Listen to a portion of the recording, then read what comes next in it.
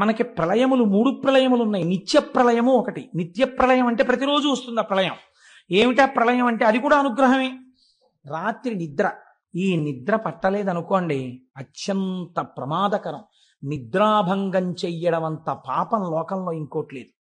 కాబట్టి నిద్ర పట్టేటట్టుగా ఈశ్వరుడు అనుగ్రహించి మీకు సుఖాన్ని కల్పించడం నిత్య ప్రళయం. రెండవది ఆత్యంతిక ప్రళయము అంటారు. బాగా సాధన చేసి భక్తితో భగవంతుణ్ణి చేరుకోవడానికి అడ్డంగా ఉన్న ప్రతిబంధకములను గుర్తించి వాటిని తొలగతోసుకొని భక్తితో కూడిన కర్మానుష్ఠానము చేత ఈశ్వరానుగ్రహముగా జ్ఞానమును పొంది అద్వైత సిద్ధి చేత మోక్షానందమును పొందేటట్టుగా యోగ్యతని సంతరించుకున్నవాడు ఈశ్వర కటాక్షము చేత మోక్షము పొందడమే ఆత్యంతిక ప్రళయము. ఇది కూడా ఈశ్వరానుగ్రహంగా మోక్షం పొందుతారు ఒక రమణ మహర్షి వంటి మహాభావులు. సుఖము దుఃఖము అనుభవించడానికి ఈ లోకంలోకి వచ్చాం కాబట్టి ఏదో ఇంత పుణ్యం ఉందిగా మాకు. నువ్వు తలుచుకుంటే ఈ ఇంత పుణ్యాన్ని, అబ్బో ఎంత పుణ్యమో ఎంత పుణ్యమో ఎంత పుణ్యమో ఎంత పుణ్యం చేశాడో అని మమ్మల్ని పైకెత్తి మా జబ్బ చరిచేటంతటి వాణ్ణి చేసి నన్ను నీ భక్తుణ్ణి చేసుకుంటే ఎవరైనా అడ్డొచ్చారా? అలా చేసుకో, నన్ను నీ త్రోవలో పెట్టుకో. దీన్ని మార్చాడండి దూర్జటి. శ్రీశైలేషు భజింతునో యభవు కాంచీనాథు సేవింతునో కాశీవల్లభు కొల్వబోధను మహాకాళేషు పూజింతునో నా శీలంబణువైన మెరువణుచున్ రక్షింపవే నీ కృపా శ్రీ శృంగార విలాసహాసములచే శ్రీకాళహస్తీశ్వర అన్నాడు. ఇందులో ఉన్న యాత ఇష శివతమా శివం బభూవతే ధను శివాశరవ్యాయాతవతయానో రుద్రమృడయా. ఈ మంత్రాన్నే తీసుకున్నాడు ఆయన. కాబట్టి ఈశ్వర మమ్మల్ని అలా కృప చెయ్యండి. ఇప్పుడు ఈ ధనస్సుకి ఆ ధనస్సుకి మార్పు ఉందా లేదా? అది ఘోర రూపం, ఇది అఘోర రూపం. అంటే ఇప్పుడు ఆయన ప్రసన్నుడు, ఎంతో సంతోషంగా ఉన్నాడు. మొదటిది ఘోర రూపం. ఘోర రూపం వదిలేయి, శాంత రూపాన్ని స్వీకరించు. మా పట్ల ప్రసన్నుడివి కావు తండ్రి అని అడుగుతాం. అసలు పినాకము అన్న శబ్దాన్ని మీ జీవితానికి అన్వయం చేసుకోవడానికి రుద్రం ప్రారంభం ఇలాగే మాట్లాడి. ఇది అసలు ధనస్సు. ఈ ధనస్సుని మీరు అన్వయం చేసుకోవాలి జీవితంలోకి.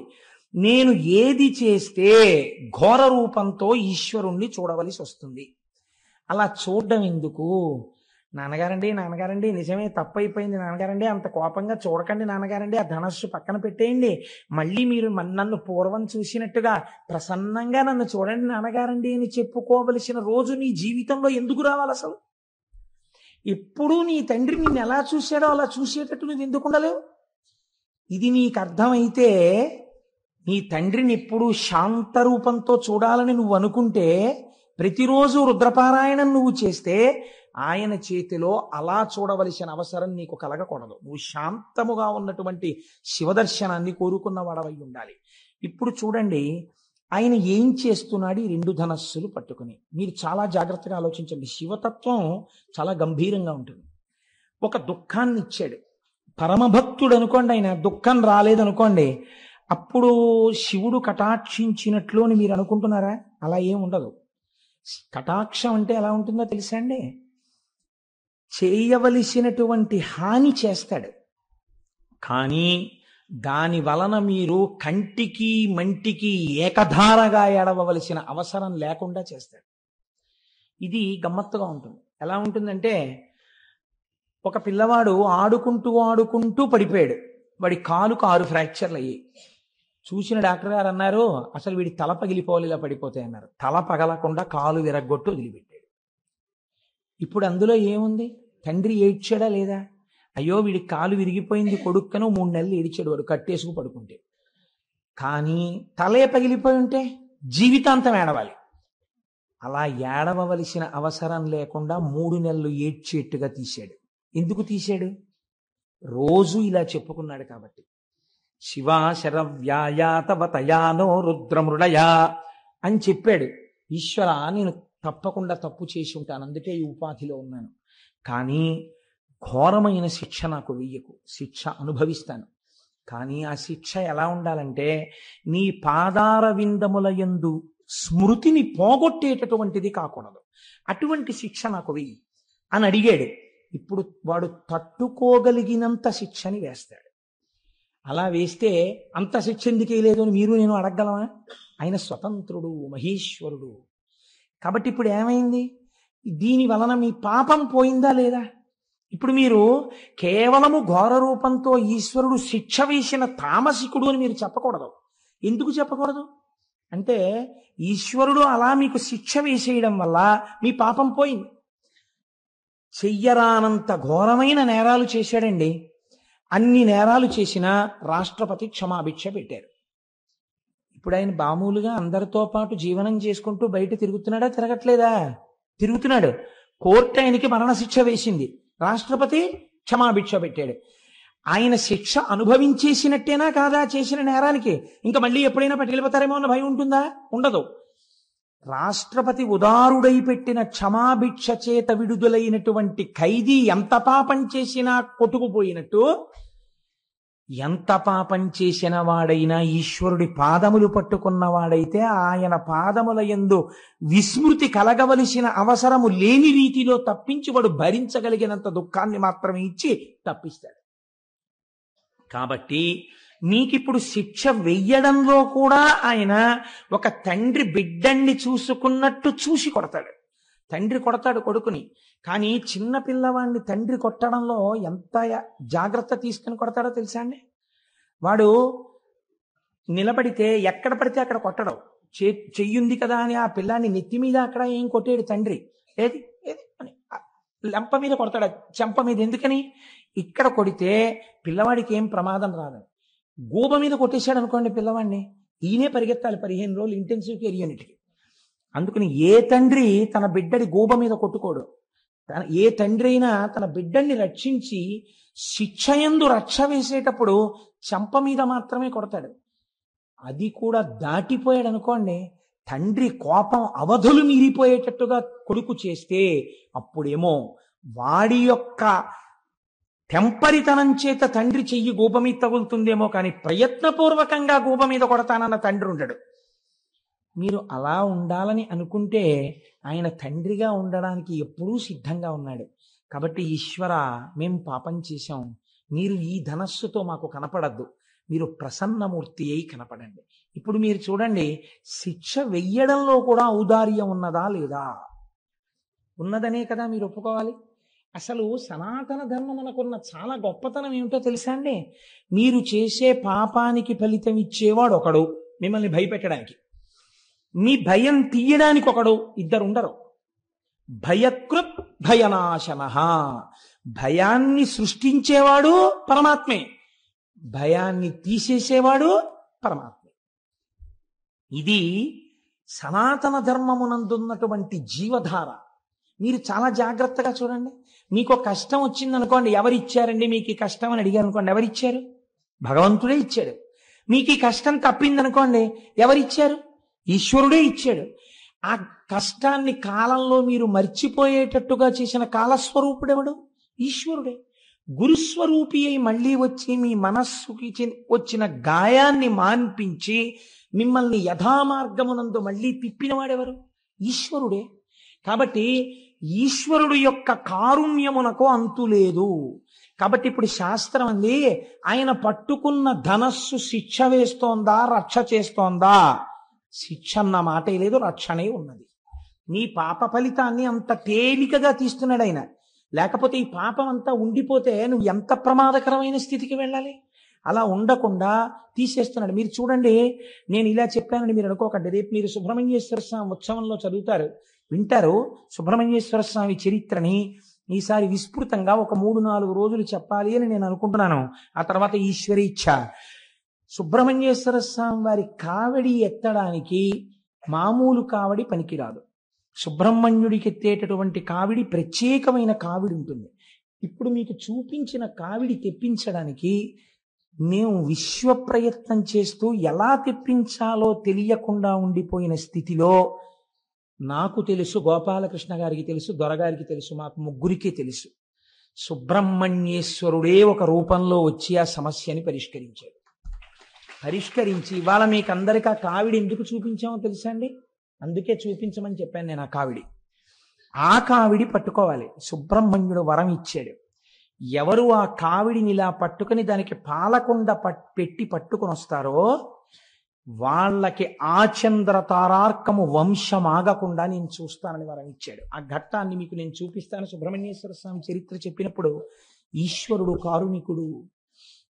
నాగదోషం ఉంటే, సర్పదోషం ఉంటే సంతానమునకు ప్రతిబంధకం వస్తుంది. అదే ఈశ్వరుడు ఆ ప్రతిబంధకమునకు విరుగుడు చెప్పాడు. ఇలా కావిడి పట్టుకుని రా భుజం మీద, చాలు నీకు ఆ దోషాన్ని తీసేస్తాను. ఇప్పుడు బిడ్డలు ఉండొచ్చు, ఏమో 6 తరాల తర్వాత ఆ బాధ నీ వంశంలో ఇహ లాదు, తీసేశాను. ఆచంద్ర తారార్కం నీ వంశం నిలబడిపోతుంది. నీ కోర్కెలు తీరడానికి ఒక్కటే ఒక్క మార్గము, ఈ కావిడి పట్టుకుని రావాలి. ఆ కావిడి పట్టుకుని రావడానికి ఈ కావిడి మేము మీకు ఇస్తే మీరు పురుషార్థం ఏం చేసినట్టు అవుతుంది? దానికోసం మీ దగ్గర 500 రూపాయలు తీసుకోవడం తప్ప ఆ 500 రూపాయలు లేకపోతే ఈ 1,00,000 రూపాయల ఖర్చునో ఎవరితోనో ఇప్పించి ఉత్సవం నిర్వహించలేక కాదు. అలా చెయ్యకూడదు. అది శాస్త్ర మర్యాద కాదు. పురుషార్థము అని మన కష్టార్జితాన్ని అక్కడ వెచ్చించాలి. అప్పుడు దాని వలన ఏమవుతుందంటే మీ చెమటని కొంత ఆదాయాన్ని మీరు ఈశ్వరుడి దగ్గర ఒడ్డారు కనుక ఆ పాపము ప్రతిహతమవుతుంది. ఎంతమందికి ఇవ్వగలం దాన్ని? ఇప్పుడు ఆ తారీఖు లోపల అన్ని తయారైపోవాలి. అన్ని కావిళ్ళు, ఎన్ని కావిళ్ళు తయారు చేయగలరు? అలాగని ఎన్నో కావిళ్ళు చేసేస్తే కూర్చోబెట్టి అంత అందంగా క్రతువు ఎలా చేయగలం? అందుకని ఇప్పటికే దాని గురించి ఎంతో ప్రెషర్ ఉన్నా 200 మందికి మాత్రమే రిస్ట్రిక్ట్ చేయడానికి కారణం అది. కళ్యాణం వరకు ఆ రోజున వల్లీ కళ్యాణం చాలా అరుదుగా జరుగుతుంది. వల్లీ కళ్యాణం జరిగిన రోజున కూడా కేవలం స్వార్థంతో కొంతమందిమే ఇందులో వెళ్ళి నిలబడిపోవడం మా కోరిక కాదు. ఎవరికి ఈ ఉత్సవంలో టిక్కెట్ ఉన్నాయో వాళ్ళందరికీ ఈశ్వరానుగ్రహం కలగడం కోసం కళ్యాణ సామాగ్రి కూడా మీ చేతులతోనే పట్టుకుని మనందరం ఈ ఉత్సవానికి ఇక్కడ ప్రదక్షిణం చేసి అయ్యప్ప స్వామికి చూపించి, పైన సుబ్రహ్మణ్యుడు ప్రతిష్ఠ అయి ఉన్నాడు, స్వామికి చూపించి వాళ్ళు వచ్చి కళ్యాణానికి సంబారాలు ఇస్తారు. ఇక్కడ దాన్ని ఎంత ప్రయోజనకరంగా చేయించగలమన్న దాని గురించి మేము ఆలోచిస్తున్నాం. ఒకవేళ 500 కట్టలేని వాళ్ళు ఉంటారు, ఏ కారణం చేతనైనా, లేదా దంపతులుగా రాలేకపోయిన వాళ్ళు ఉంటారు ఆ రోజున. వాళ్ళకి ఎలా మరి అంటే వాళ్ళ కోసమే అభిషేకం ఏర్పాటు చేశాం. అభిషేకాన్ని చూస్తూ కూర్చుంటే చాలు. ఆయన మహానుభావుడు సుబ్రహ్మణ్య మంత్రోపాసకుడు అడగగానే అంగీకరించారు. ఒక పీఠాధిపతి పరమహంస వారు వచ్చి విజయం చేసి వేదిక మీద కూర్చుని కార్యక్రమానికి ఆధ్వర్యం వహించి ఈ 200 మందికి అగ్రభాగాన వారు నడుస్తూ వారితో కలిసి నడుస్తారు వీళ్ళు. ఇది నేను ఎందుకు సమన్వయం చేసి మీకు చెప్పానంటే, కేవలం మీకు జరుగుతున్న సత్యాన్ని ఆవిష్కరించడం ఒక ప్రయోజనం. రెండవ ప్రయోజనం మీరు చూడండి, ఎప్పుడో రాబోయేటటువంటి ప్రమాదానికి మీరు ప్రయత్నపూర్వకమైనటువంటి విరుగుడు వేదములు ప్రతిపాదన చేసి ఉన్నాయి. నువ్వు ఈ కర్మ చెయ్యి, నీకు ఇబ్బంది రాదు అని మనకి చెప్తోంది శాస్త్రం. లేకపోతే అభిషేక ప్రక్రియ ఎందుకు వచ్చింది? హోమం ఎందుకు వచ్చింది? ఎందుకు వల్లీ కళ్యాణం వచ్చింది? ఎందుకు కావిడి వచ్చింది? ఒక ప్రయోజనాన్ని ఇప్పుడు అన్ని వేళలా మళ్ళీ అస్తమానం శివమహాపురాణం చెప్తామా? శివమహాపురాణం చెప్తేనే సుబ్రహ్మణ్యేశ్వర స్వామి వారి చరిత్ర పూర్ణంగా వస్తుంది. పూర్ణంగా సుబ్రహ్మణ్యేశ్వర స్వామి చరిత్ర విని అనుసంధానం చేసి కళ్యాణం చేసుకోవడం ఎంత మహత్తరమైన భాగ్యం అది. సంపూర్ణ రామాయణం చెప్పి పట్టాభిషేకం అన్ని సంవత్సరాలు జరుగుతాయా? ఈశ్వరానుగ్రహం కలిగింది, 1 సంవత్సరం చేశాం. అలా పునః కాకినాడలో జరగాలని నా కోరిక. అది నా ఉద్దేశం. నేను చెప్పాను కాబట్టి నా ఒక్కడితోటే ఆ కళ్యాణం అలాగే ఉండాలి తప్ప వేరెవరో ఏదో అలాంటివి జరగకూడదు అన్న స్వార్థం నాకు ఎన్నడూ లేదు. పునఃగా ఏడాదికి 10 మాటలు సంపూర్ణ రామాయణం కాకినాడలో జరిగితే సంతోషించే వాళ్ళలో ప్రథముండి నేను. కాబట్టి మీరు చూడండి, శాస్త్రం అంది అందుచేత పాతి జగదిది పినాకం అంది. ఇక్కడ చెప్పింది వ్యుత్పత్తి. ఇప్పుడు ఈ ధనస్సు ఏం చేస్తోంది? ఈ ధనస్సు నీకు ఘోర రూపముతో పాప ఫలితమునిచ్చినా, అఘోర రూపముతో సుఖమునిచ్చినా అది చేస్తున్నది మీ యొక్క రక్షణయే. కనుక లోకములను రక్షించగలిగినటువంటి ధనస్సు. ఆ ధనస్సు దేన్ని రక్షిస్తుంది? ఒక్కరిని, ఇద్దరిని, ముగ్గురిని కాదు. ఎన్ని కోట్ల మంది ఉన్నారో, ఎన్ని బ్రహ్మాండాలున్నాయో, ఇన్ని బ్రహ్మాండములనన్నింటినీ, ఇన్ని జీవుల్ని రక్షించగలిగినటువంటి ధనస్సు ఆయన చేతి యందున్న ధనస్సు. అందుకే రుద్రం ఆ ధనస్సుని అంత స్తోత్రం చేసింది. అటువంటి ధనస్సు కలిగిన వాడా ఓ రుద్రుడా, ఆ నీ చేతిలో ఉన్నది పినాకము. అయితే మీరు ఇక్కడ ఒక్క విషయం ఆలోచించండి. ఆ పిలిచేటప్పుడు మహేశ్వర శబ్దాన్ని కానీ శివ శబ్దాన్ని కానీ తిన్నగా ప్రయోగించకుండా నమస్తే రుద్ర అంటూ రుద్ర శబ్దంతో ఎందుకు ప్రారంభం చెయ్యాలి ధనస్సుని? ధనస్సుకి రుద్ర శబ్దానికి ఏమైనా దగ్గర సంబంధం ఉందా? లేకపోతే రుద్ర సంబంధంతో ధనస్సుని ఎందుకు అన్వయం చేసింది వేదం? వేదం అంటే ఎదుర్వేదం అండి, ఎదుర్వేదమే రుద్రాధ్యాయం. అంటే రోదయతి సర్వమంతకాలే ఇది రుద్ర. రుద్రుడనగా ఎవరు? ఆఖరణ ఈ సమస్త లోకములను లయం చేసేస్తున్నప్పుడు అందరినీ ఏడిపించేవాడెవడో వాడు రుద్రుడు. ఇప్పుడు ఈ మాట మీరు కొంచెం చాలా జాగ్రత్తగా ఒడిసి పట్టుకోవాలి. ఇప్పుడు ఏమైంది? నేను చెప్పిన దానికి ఇది పూర్తి విరుద్ధమై కూర్చుంది. ఇప్పుడు ఆయన ఏం చేస్తాడు? అంత్యకాలమునందు అనగా లోకములనన్నింటినీ చిట్ట చివర ప్రళయ జలముల యందు ముంచేసేటప్పుడు అందరినీ పెద్ద పెట్టును ఏడిచేటట్టు చేస్తాడు. ఏమండి, మీరు ఇందాకడి నుంచి ఆ ధనస్సు యందు రక్షణ ఉంది అన్నారే, పిలిచేటప్పుడు రుద్రశబ్దంతో పిలిచారు ఈ ధనస్సుని, రుద్రుడి చేతిలో ఉన్న ధనస్సుని పిలిచారు. రుద్రశబ్దానికి ఉన్నటువంటి వ్యాఖ్యానం ప్రళయమునందు లోకములను ఏడిపించేవాడు అని ఉంది. ఏడిపించడానికి ధనస్సు పట్టుకుంటే అది రక్షణ ఎలా అవుతుంది? ఇప్పుడు ఆ ధనస్సుకి పాతి జగదిది అన్న అన్వయం ఎలా కుదురుతుంది? నేను మీకు అర్థమయ్యేట్టు చెప్పగలుగుతున్నాను అనుకుంటున్నాను. కొంచెం జటిలమైన విషయం కాబట్టి మీరు చూడండి, ఆయన ఏడిపించినట్టే కనపడుతుంది. కానీ మీకు నేను ఒక్క ఉదాహరణ చెప్తే మీరు పట్టేసుకుంటారు. ఒక పిల్లవాడు వాడు తల్లిలో పడుకునేటప్పుడు వాడు నిద్రపోయాడు.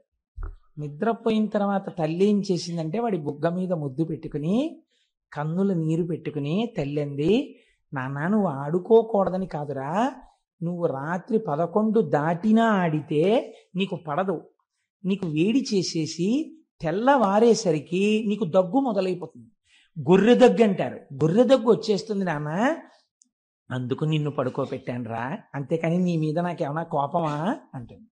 ఇప్పుడు పిల్లవాడి దృష్టిలో అమ్మ రాక్షసి, కానీ అమ్మ దృష్టిలో పిల్లవాడిని ఎందుకు కొట్టి పడుకోబెట్టింది? పిల్లవాడి రక్షణ కోసమేనా? ఏడిపించి పడుకోబెట్టడంలో అమ్మ చేతికి క్రౌర్యాన్ని మీరు అంటగట్టగలరా? మీరు ఇక్కడ అంటగట్టలేకపోతే అక్కడ అంటగట్టలేరు. అదేమిటండి మీరు అలా మాట్లాడతారు? ఇక్కడ కొడుకును పడుకోబెట్టిందండి, అక్కడ ఆయన ఏకంగా సంహారం చేస్తున్నాడు. దీనికి దానికి ఎలా కుదురుతుంది? నేను మీకు మాట చెప్తాను. మనకి ప్రళయములు 3 ప్రళయములు ఉన్నాయి. నిత్య ప్రళయము ఒకటి. నిత్య ప్రళయం అంటే ప్రతిరోజు వస్తుంది ఆ ప్రళయం. ఏమిటా ప్రళయం అంటే అది కూడా అనుగ్రహమే. రాత్రి నిద్ర, ఈ నిద్ర పట్టలేదనుకోండి అత్యంత ప్రమాదకరం. నిద్రాభంగం చెయ్యడం అంత పాపం లోకంలో ఇంకోటి లేదు. కాబట్టి నిద్ర పట్టేటట్టుగా ఈశ్వరుడు అనుగ్రహించి మీకు సుఖాన్ని కల్పించడం నిత్య ప్రళయం. రెండవది ఆత్యంతిక ప్రళయము అంటారు. బాగా సాధన చేసి భక్తితో భగవంతుణ్ణి చేరుకోవడానికి అడ్డంగా ఉన్న ప్రతిబంధకములను గుర్తించి వాటిని తొలగతోసుకొని భక్తితో కూడిన కర్మానుష్ఠానము చేత ఈశ్వరానుగ్రహముగా జ్ఞానమును పొంది అద్వైత సిద్ధి చేత మోక్షానందమును పొందేటట్టుగా యోగ్యతని సంతరించుకున్నవాడు ఈశ్వర కటాక్షము చేత మోక్షము పొందడమే ఆత్యంతిక ప్రళయము. ఇది కూడా ఈశ్వరానుగ్రహంగా మోక్షం పొందుతారు ఒక రమణ మహర్షి వంటి మహాభాగులు. మీరు చూడండి, అది ఆత్యంతిక ప్రళయం. మూడవది మహాప్రళయము అంటారు. ఆత్యంతిక ప్రళయంలో ఒక్కొక్క మెట్టు ఎక్కి వెళ్ళిపోయారు అందరూ. అందుకే మన వాళ్ళు పూర్వం కైలాసపాళి ఆడించేవారు. కైలాసపాళి ఓ 10 మంది పిల్లలు కలిసి మొదలు పెడతారు, 9 మంది పండిపోతారు, ఒక్కడే ఉండిపోతాడు, వాడు ఒక్కడు పండడం. అప్పుడు వాడు అలా దేవతల్లో తిరుగుతూ ఉంటాడు, కానీ వాడు విరాట్ పురుషుల్లోకి వెళ్ళకపోతే వాడిని ఏం చేసేవారంటే వీడు కూడా పండిపోయినట్టే అని చెప్పేసి వాడు 4 వేసినా సరే ఇటు 2 గళ్ళు, ఇటు 3, ఇటు 4 లెక్క మార్చేసేవారు. లెక్క మార్చేసి 4 అంటే అసలు అప్పటి వరకు 1, 2, 3, 4. ఇప్పుడు వీడు ఒక్కడు పంజాలు వేసుకుంటూ కూర్చోవడం ఎవరికి అప్పటికి పట్టలేదు ఆ 3. అప్పుడు ఏం చేస్తారంటే 1, 2, 3, 4 ఆఖరిని ఇలా నప్పేచ్చు, పర్వాలేదు నువ్వు పండిపోయావంటే ఆ పిల్లాడు సంతోషంగా చేతులు కొట్టుకుంటూ వెళ్ళిపోతాడు. అలా ఈశ్వరుణ్ణి తమంత తాము పొందలేని వాళ్ళని ఈశ్వరుడే పొందుతాడు. అప్పుడు కూడా వాళ్ళు ఏమంటారంటే ఇలా ఉండిపోతాం అని ఏడుస్తూ ఉంటారు జీవబుద్ధితోటి. తప్పు నాన్న, అందరూ పొందేశారు, మీరు ఉండిపోయారు, మిమ్మల్ని నేనే పొందేస్తానని మైనపు ముద్ద నల్లపూసల్లో తిరిగి తనే పుచ్చేసుకున్నట్టు జీవుల్ని తానే పొందేస్తాడు. వాళ్ళు ఏడుస్తున్నా వాళ్ళకి సిద్ధిని ఇచ్చేస్తాడు. ఇప్పుడు ఆ మహాప్రలయాన్ని జీవులు ఏడుస్తున్నా వాళ్ళు రోధిస్తున్నా తాను పొందడం రక్షణ హేతు అంటారా, తామసంతో కూడుకున్నటువంటి సంహార ప్రక్రియ అని మీరు పిలుస్తారా? ఇప్పుడు అలా చేసినటువంటి రుద్రుడి చేతి ధనస్సు సాత్వికమైనది, లోకరక్షణ హేతు అని నేను అంటాను. కాదని మీరు అనగలరా? కనుక ఇప్పుడు అది ఏమైంది? లోకములను ఏడిపించేటటువంటి వాడంటే వీడి మూర్ఖత్వం చేత ఇంకా ఇలా ఉంటానంటున్నాడు. యుగమైపోయింది, నీకు ఇంత సమయం ఇచ్చినా పొందలేకపోయావు, నేనే నిన్ను పొందేస్తానని పొందేశాడు పరమాత్మ. అది కూడా ఆయన యొక్క అనుగ్రహము. కాబట్టి ఇప్పుడు ఏమైంది? రోదయతి సర్వమంతకాలే ఇతి రుద్రః రుత్యా ధర్మానవ లోకయతి ప్రాపయతీతివా రుద్రః. ఇది ఒక చిత్రమైనటువంటి మాట. వేదము శబ్ద ప్రమాణమై మనకి ధర్మాన్ని బోధ చేస్తోంది. వేదం అంతా ఏం బోధ చేస్తుంది అంటే ధర్మమే. అందుకే వేదము మారితే దేనిగా మారింది అంటే రామాయణంలో చెప్పారు. వేద వేద్యే పరే పుంసీ జాతే దశరథాత్మజే వేద ప్రచేత సాదాసీత్ సాక్షాత్ రామాయణాత్మన. వేదము ధర్మమే కాబట్టి వేదము రాశీభూతమైనటువంటి ధర్మాన్ని నేర్పే కావ్యముగా రామాయణంగా వచ్చింది. ధర్మమే రాశీభూతమైనటువంటి భగవానుడు రామో విగ్రహవాన్ ధర్మగా రాముడిగా వచ్చాడు. ఇప్పుడు వేదం నీకేం చెప్తుంది? ధర్మమే చెప్తుంది. నువ్వు ఇలా ఉండు, ఇలా ఉండు, ఇలా ప్రవర్తించు, ఇలా ప్రవర్తించు, ఇలా ప్రవర్తించు, ఇదే మాట చెప్తుంటుంది వేదం. ఈ ధర్మాన్ని ఎలా చెప్తుంది వేదం అంటే మీకు సూక్ష్మంగా ఒక మాట చెప్తారు. పెద్దలు ఏమంటారంటే, అంటే ఇప్పుడంటే లోకంలో కొంచెం ఆ మాటలు లుప్తమైపోతున్నాయి.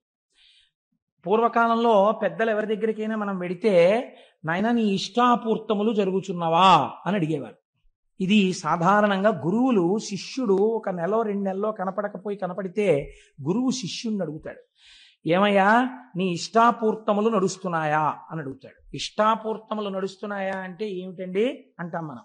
ఇష్టాపూర్తములు అంటే ఏమిటో తెలుసా అండి? 2. ఒకటి, మీకు కాయికమైన శక్తి ఉంటుంది, అంటే శరీరమునందు కొంత శక్తి. ఈ శక్తితో ఏం చెయ్యమని శాస్త్రం చెప్పిందంటే మీరు ఈశ్వర సేవ చెయ్యమని చెప్పింది. నేను ఆర్టీసీలో పనిచేసే ఒక గౌరవప్రదమైన ఉద్యోగి వెంకటనగర్ శివాలయంలో చీపురు పట్టుకు తుడుస్తూ ఉంటారు, నేను చూస్తూ ఉంటాను. అప్పర్ చేసేవారు. ఇది మీకు ఎదర శివమహాపురాణంలో వస్తుంది, పెరియ పురాణంలోంచి. మీ శరీరములో ఉన్న బలం బతికున్న దగ్గర నుంచి చచ్చిపోయే వరకు నా వాళ్ళనుకున్న మీ వాళ్ళ కోసమే కాదు, ఏదో ఒక సేవకు ఉపయోగపడాలి. ఈశ్వరుడి యొక్క వాహనం వెళ్ళిపోతుంటే మీరు వెళ్ళి అడగాలి. వాళ్ళు చీ అన్నా పర్వాలేదు, అయ్యా ఒక్కసారి వహిస్తానని అడగాలి. వాళ్ళు ఇస్తే వెంటనే భుజాన్ని పట్టాలి. శరీరము దానికి ఉపయోగపడాలి. మీరు ఎక్కడికైనా వెడితే ఓసారి దేవాలయాన్ని తుడవాలి. మీరు ఎదర భస్మం గురించి చెప్పినప్పుడు బ్రహ్మోత్తరఖండంలో విందురు కానీ, స్కాంద పురాణం బ్రహ్మోత్తరఖండంలోంచి అనుసంధానం చేస్తాను, అక్కడ విందురు కానీ. ఎందుకంటే పేరుకి శివమహాపురాణం అంటున్నాను కానీ నేను శివాష్టోత్తరం, పెరియ పురాణం, శివమహాపురాణం ఎన్నింటినో అనుసంధానం చేస్తున్నాను. మళ్ళీ ఇందులో తెలుగులో చేయబడినటువంటి సాధికారికమైనటువంటి శివమహాపురాణాన్ని కొంత సమన్వయం చేస్తున్నాను.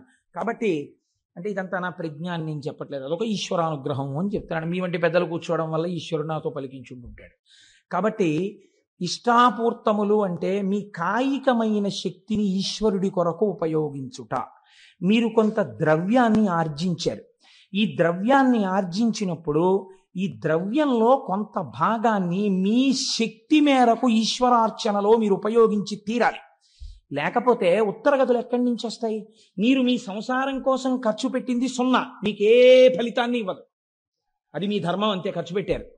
మీరు హుండీలో వేసిన రూపాయి మీకు ఉత్తమ లోకాలని నిర్ణయం చేస్తుంది. మీరు అయ్యప్ప స్వామి గుళ్ళో ₹1 వేశారనుకోండి, ఓ నియమం పెట్టుకున్నారనుకోండి. ఒక ఉదాహరణకి చెప్తున్నాను, నేను 40 రోజులు శివమహాపురాణం వింటూ ప్రతిరోజు ₹1 హుండీలో వేస్తాను అనో నిర్ణయం పెట్టుకున్నారనుకోండి. ఈ హుండీ తెరిచి చూసి దీంట్లో రేపొద్దున్న ఇక్కడ అయ్యప్ప స్వాములు అందరూ పూజలు చేస్తారు. స్వామివారి దగ్గర బోల్డన్ని జ్యోతులు వెలిగించినప్పుడు ఒత్తులు కొన్న దాంట్లో మీ ₹1 వెళ్ళింది అనుకోండి.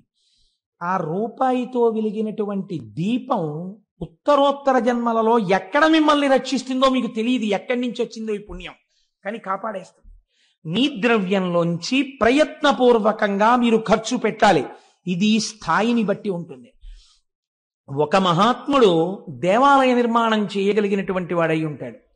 వేరొక మహాత్ముడు ₹1 హుండీలో వేయగలిగిన వాడై ఉంటాడు. వేరొక మహాత్ముడు ఏదో ఒక సేవకి కొంత డబ్బు కట్టి సేవ చేసుకోగలిగిన వాడై ఉంటాడు.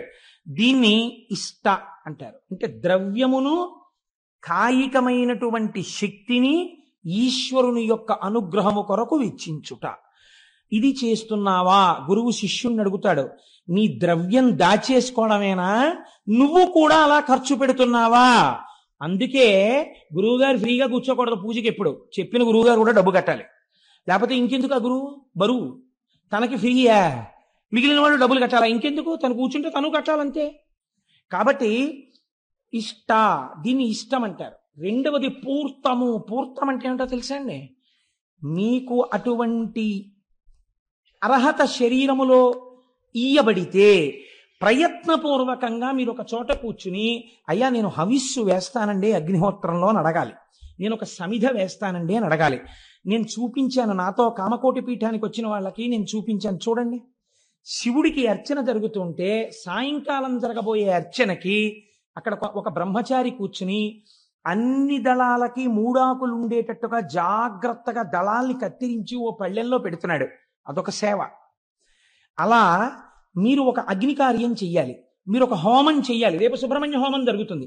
మీకు చెయ్యడం చేత కాకపోవచ్చు, మీ ద్రవ్యం వేసి మీరు ఆచార్యముఖేనా అని కూర్చోవాలి. కూర్చుంటే ఇప్పుడు ఆచార్యులు చేస్తారు, కానీ ఎవరికి ఆ ఫలితం? మీకే. అప్లికేషన్ రాసిన వాడు ఎవరైనా సంతకం పెట్టిన వాడికే చెక్ వస్తుంది. అలా ఫలితం మీకే వస్తుంది. కాబట్టి పూర్తము, ఈ రెండు మీరు చేసి తీరాలి. ఇది పరమధర్మము మనుష్య జన్మకి. ఈ రెండు చేయకపోతే మీ ధర్మాన్ని మీరు విస్మరించినట్టు. డబ్బు దేనికి? దాచుకోవడానికి. శక్తి దేనికి? ఇంట్లో వాడుకోవడానికి. ఇంకా ఎక్కువైపోయి డాక్టర్ గారు చాలా ఎక్కువైపోతోంది నీలో శక్తి అంటే మార్నింగ్ వాక్ ప్రయత్నపూర్వకంగా రోడ్ల మీద బడి తిరిగి తగ్గించుకోవడానికి. అంటే నేను తిరిగే వాళ్ళందరినీ తప్పు పట్టట్లేదు, వాళ్ళు మహాత్ములై ఉండి ఉండవచ్చు. వాళ్ళని నేను ఒకవేళ వాళ్ళు ఏమో ఎటువంటి భావనతో చేస్తున్నారో అది నేను తప్పు పట్టి మాట్లాడటలేదు. కనుక ఇష్టాపూర్తములు ఈ రెండూ చేయవలెను. ఈ రెండు ధర్మ మార్గము వైపుకి మీ మనస్సుని, శరీరాన్ని తిప్పుకోవడానికి మీరు ఉపయోగించుకుంటారు. It is a self check. మీకు మీరు, నా దగ్గర ఇంతుంది, ఒకవేళ గభాలన డాక్టర్ గారి దగ్గరికి వెళ్ళి ఒక ₹1000 ఖర్చు పెట్టవలసి వస్తే నేను పెడతానా? పెట్టనా? పెట్టగలను. ఏం భగవంతుడి పేరు చెప్పేటప్పటికి ఎందుకు వెనకంజ వేస్తున్నానో, కాబట్టి నేను పెడతాను. మీకు మీరే న్యాయమూర్తి. ఇది శాస్త్రం అంది ఇష్టాపూర్తములు. అలాగే మాట్లాడింది గురువు. అంతకన్నా మాట్లాడు. ఇష్టాపూర్తములను చేస్తున్నావా అని అడుగుతారు.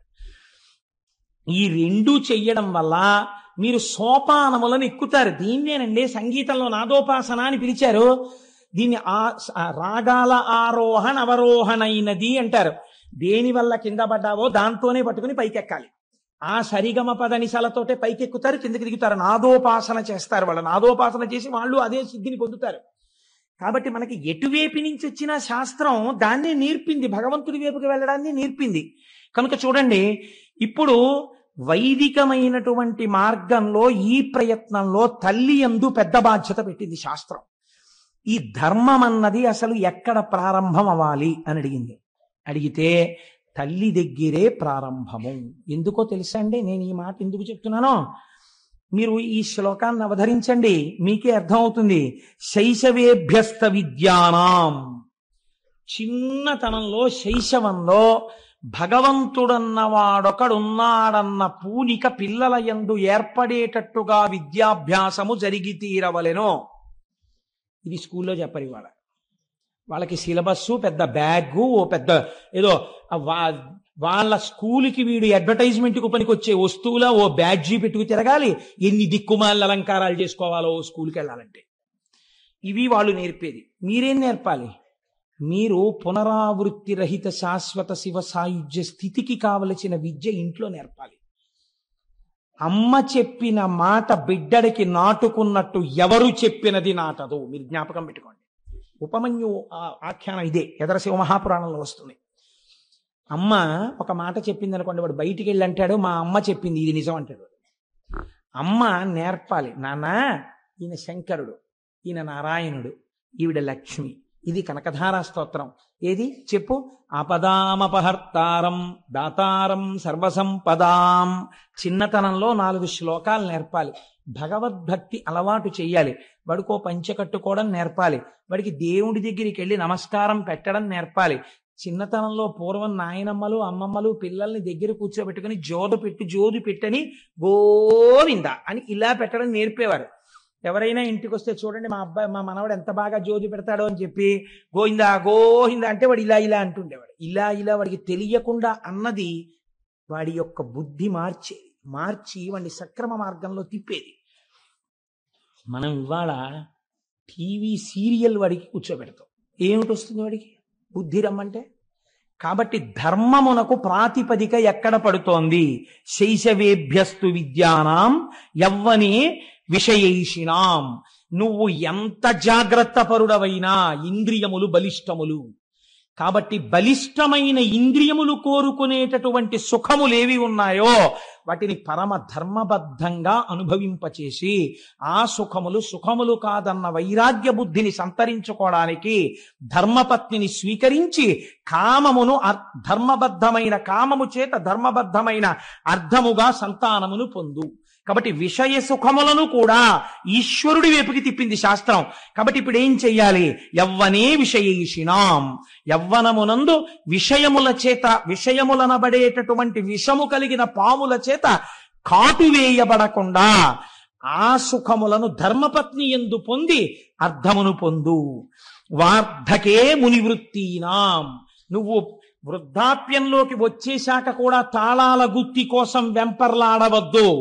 ఇంటికి ఎవరొచ్చారు, ఎవరెళ్ళారు, ఎక్కడ తిరుగుదాం, ఏం చేద్దాం, ఎక్కడికి పరిగెడదాం, ఈ బుద్ధి మాను. వార్ధక్యం వచ్చాక నీకున్నది ఒక్క ధర్మం. మునివృత్తీనాం. మననం చెయ్యి, సంతతము మననం చెయ్యి. నిన్ను రమ్మంటారు, నేను రానని చెప్పు. నేను రాను. అయిపోతోంది టైం. ఓ పక్క జ్యోతి ఆరిపోవడానికి సిద్ధమైపోతోంది సమయం. దీపం ఉండగా ఇల్లు చక్కబెట్టావు. లేచిన దగ్గర నుంచి పూజా మందిరం మీద ఎగబడకో. నీ కొడుకున్నాడు, కోడలున్నారు చేయడానికి, వాళ్ళకి అలవాటు చెయ్యి. నువ్వేం చేస్తావు? కూర్చో. ధ్యానమునందు కూర్చుని బాగా మననం చెయ్యి. నువ్వు ఇతపూర్వం ఏం విన్నావో, ఏం చదివావో, ఏం చూశావో అవి మననం చేస్తూ ఉండు. ఏ సంకల్పము ఊపిరి మీద ఆధారపడింది, ఏ ఊపిరి తర్వాత నీ ఆయుర్దాయం ఆగిపోతుందో ఎవరికి తెలియదు. వృద్ధాప్యంలోకి వచ్చేసావు, 3వ నెంబర్ ప్రమాద పతాకం పడిపోయింది, స్థానిక భద్రతా సూచనగా. ఇంకా ఎందుకు తిరుగుతావు? ఇక తిరగకు. మహానుభావులు ఉన్నారండి లోకంలో. శ్రీభాష్యం అప్పలాచార్య స్వామి వారికి నడుము విరిగిపోతే వారిని చూడ్డానికి వెడితే మిగిలిన వాళ్ళు కళ్ళనీళ్లు పెట్టుకున్నారు. స్వామి చక్కగా రామాయణం చెప్పేవారు, ఏమిటండి ఇలా నడుము విరిగిపోయింది అంటే ఆయన అన్నారు, తిరిగి చెప్పవలసిన అవసరం పూర్తయింది లేరా? ఏం మంచం మీద కూర్చుని రామాయణం తలుసుకో పొంగిపోలేవా? నీ దగ్గరికి వచ్చిన వాళ్ళకి చెప్పుకోలేవా అని ఒక చోట కూర్చుని అనుభవించమని స్వామి నన్ను ఇలా కటాక్షించాడు అన్నారు. ఆయన మర్యాద పురుషోత్తముడు. రామాయణం చదువుకుని రామోపాసన చేసిన మహాపురుషుడు ఆయన. కనుక వార్ధకే మునివృత్తీనాం యోగానంతే తనుత్యజాం. చిట్ట చివర నీ మనస్సుని యోగము చేత అనేన యుజ్యతే ఇతి యోగః. అన్నిటికీ సాక్షిగా ఉంటూ కొడుకొచ్చేదో చెప్తాడు, ఆహా అలాగేనా నవ్వు. కోడలొచ్చేదో చెప్తుంది, ఓ నవ్వు. తామరాకు మీద నీటి బొట్టు. నువ్వు అలా హాయిగా ఉండగా శరీరము నుంచి ప్రాణోత్క్రమణం జరుగుతోంది. ఏమీ హడావిడక్కర్లేదు. అవుతుందని చెప్పారు పెద్దలు, ఎన్ని మాటలు వినలేదు, ఎంతమంది వెళ్ళిపోలేదు. నా అదృష్టం. నేను ఇప్పుడు చూడబోతున్నాను. ఎవరిని చూడబోతున్నాను?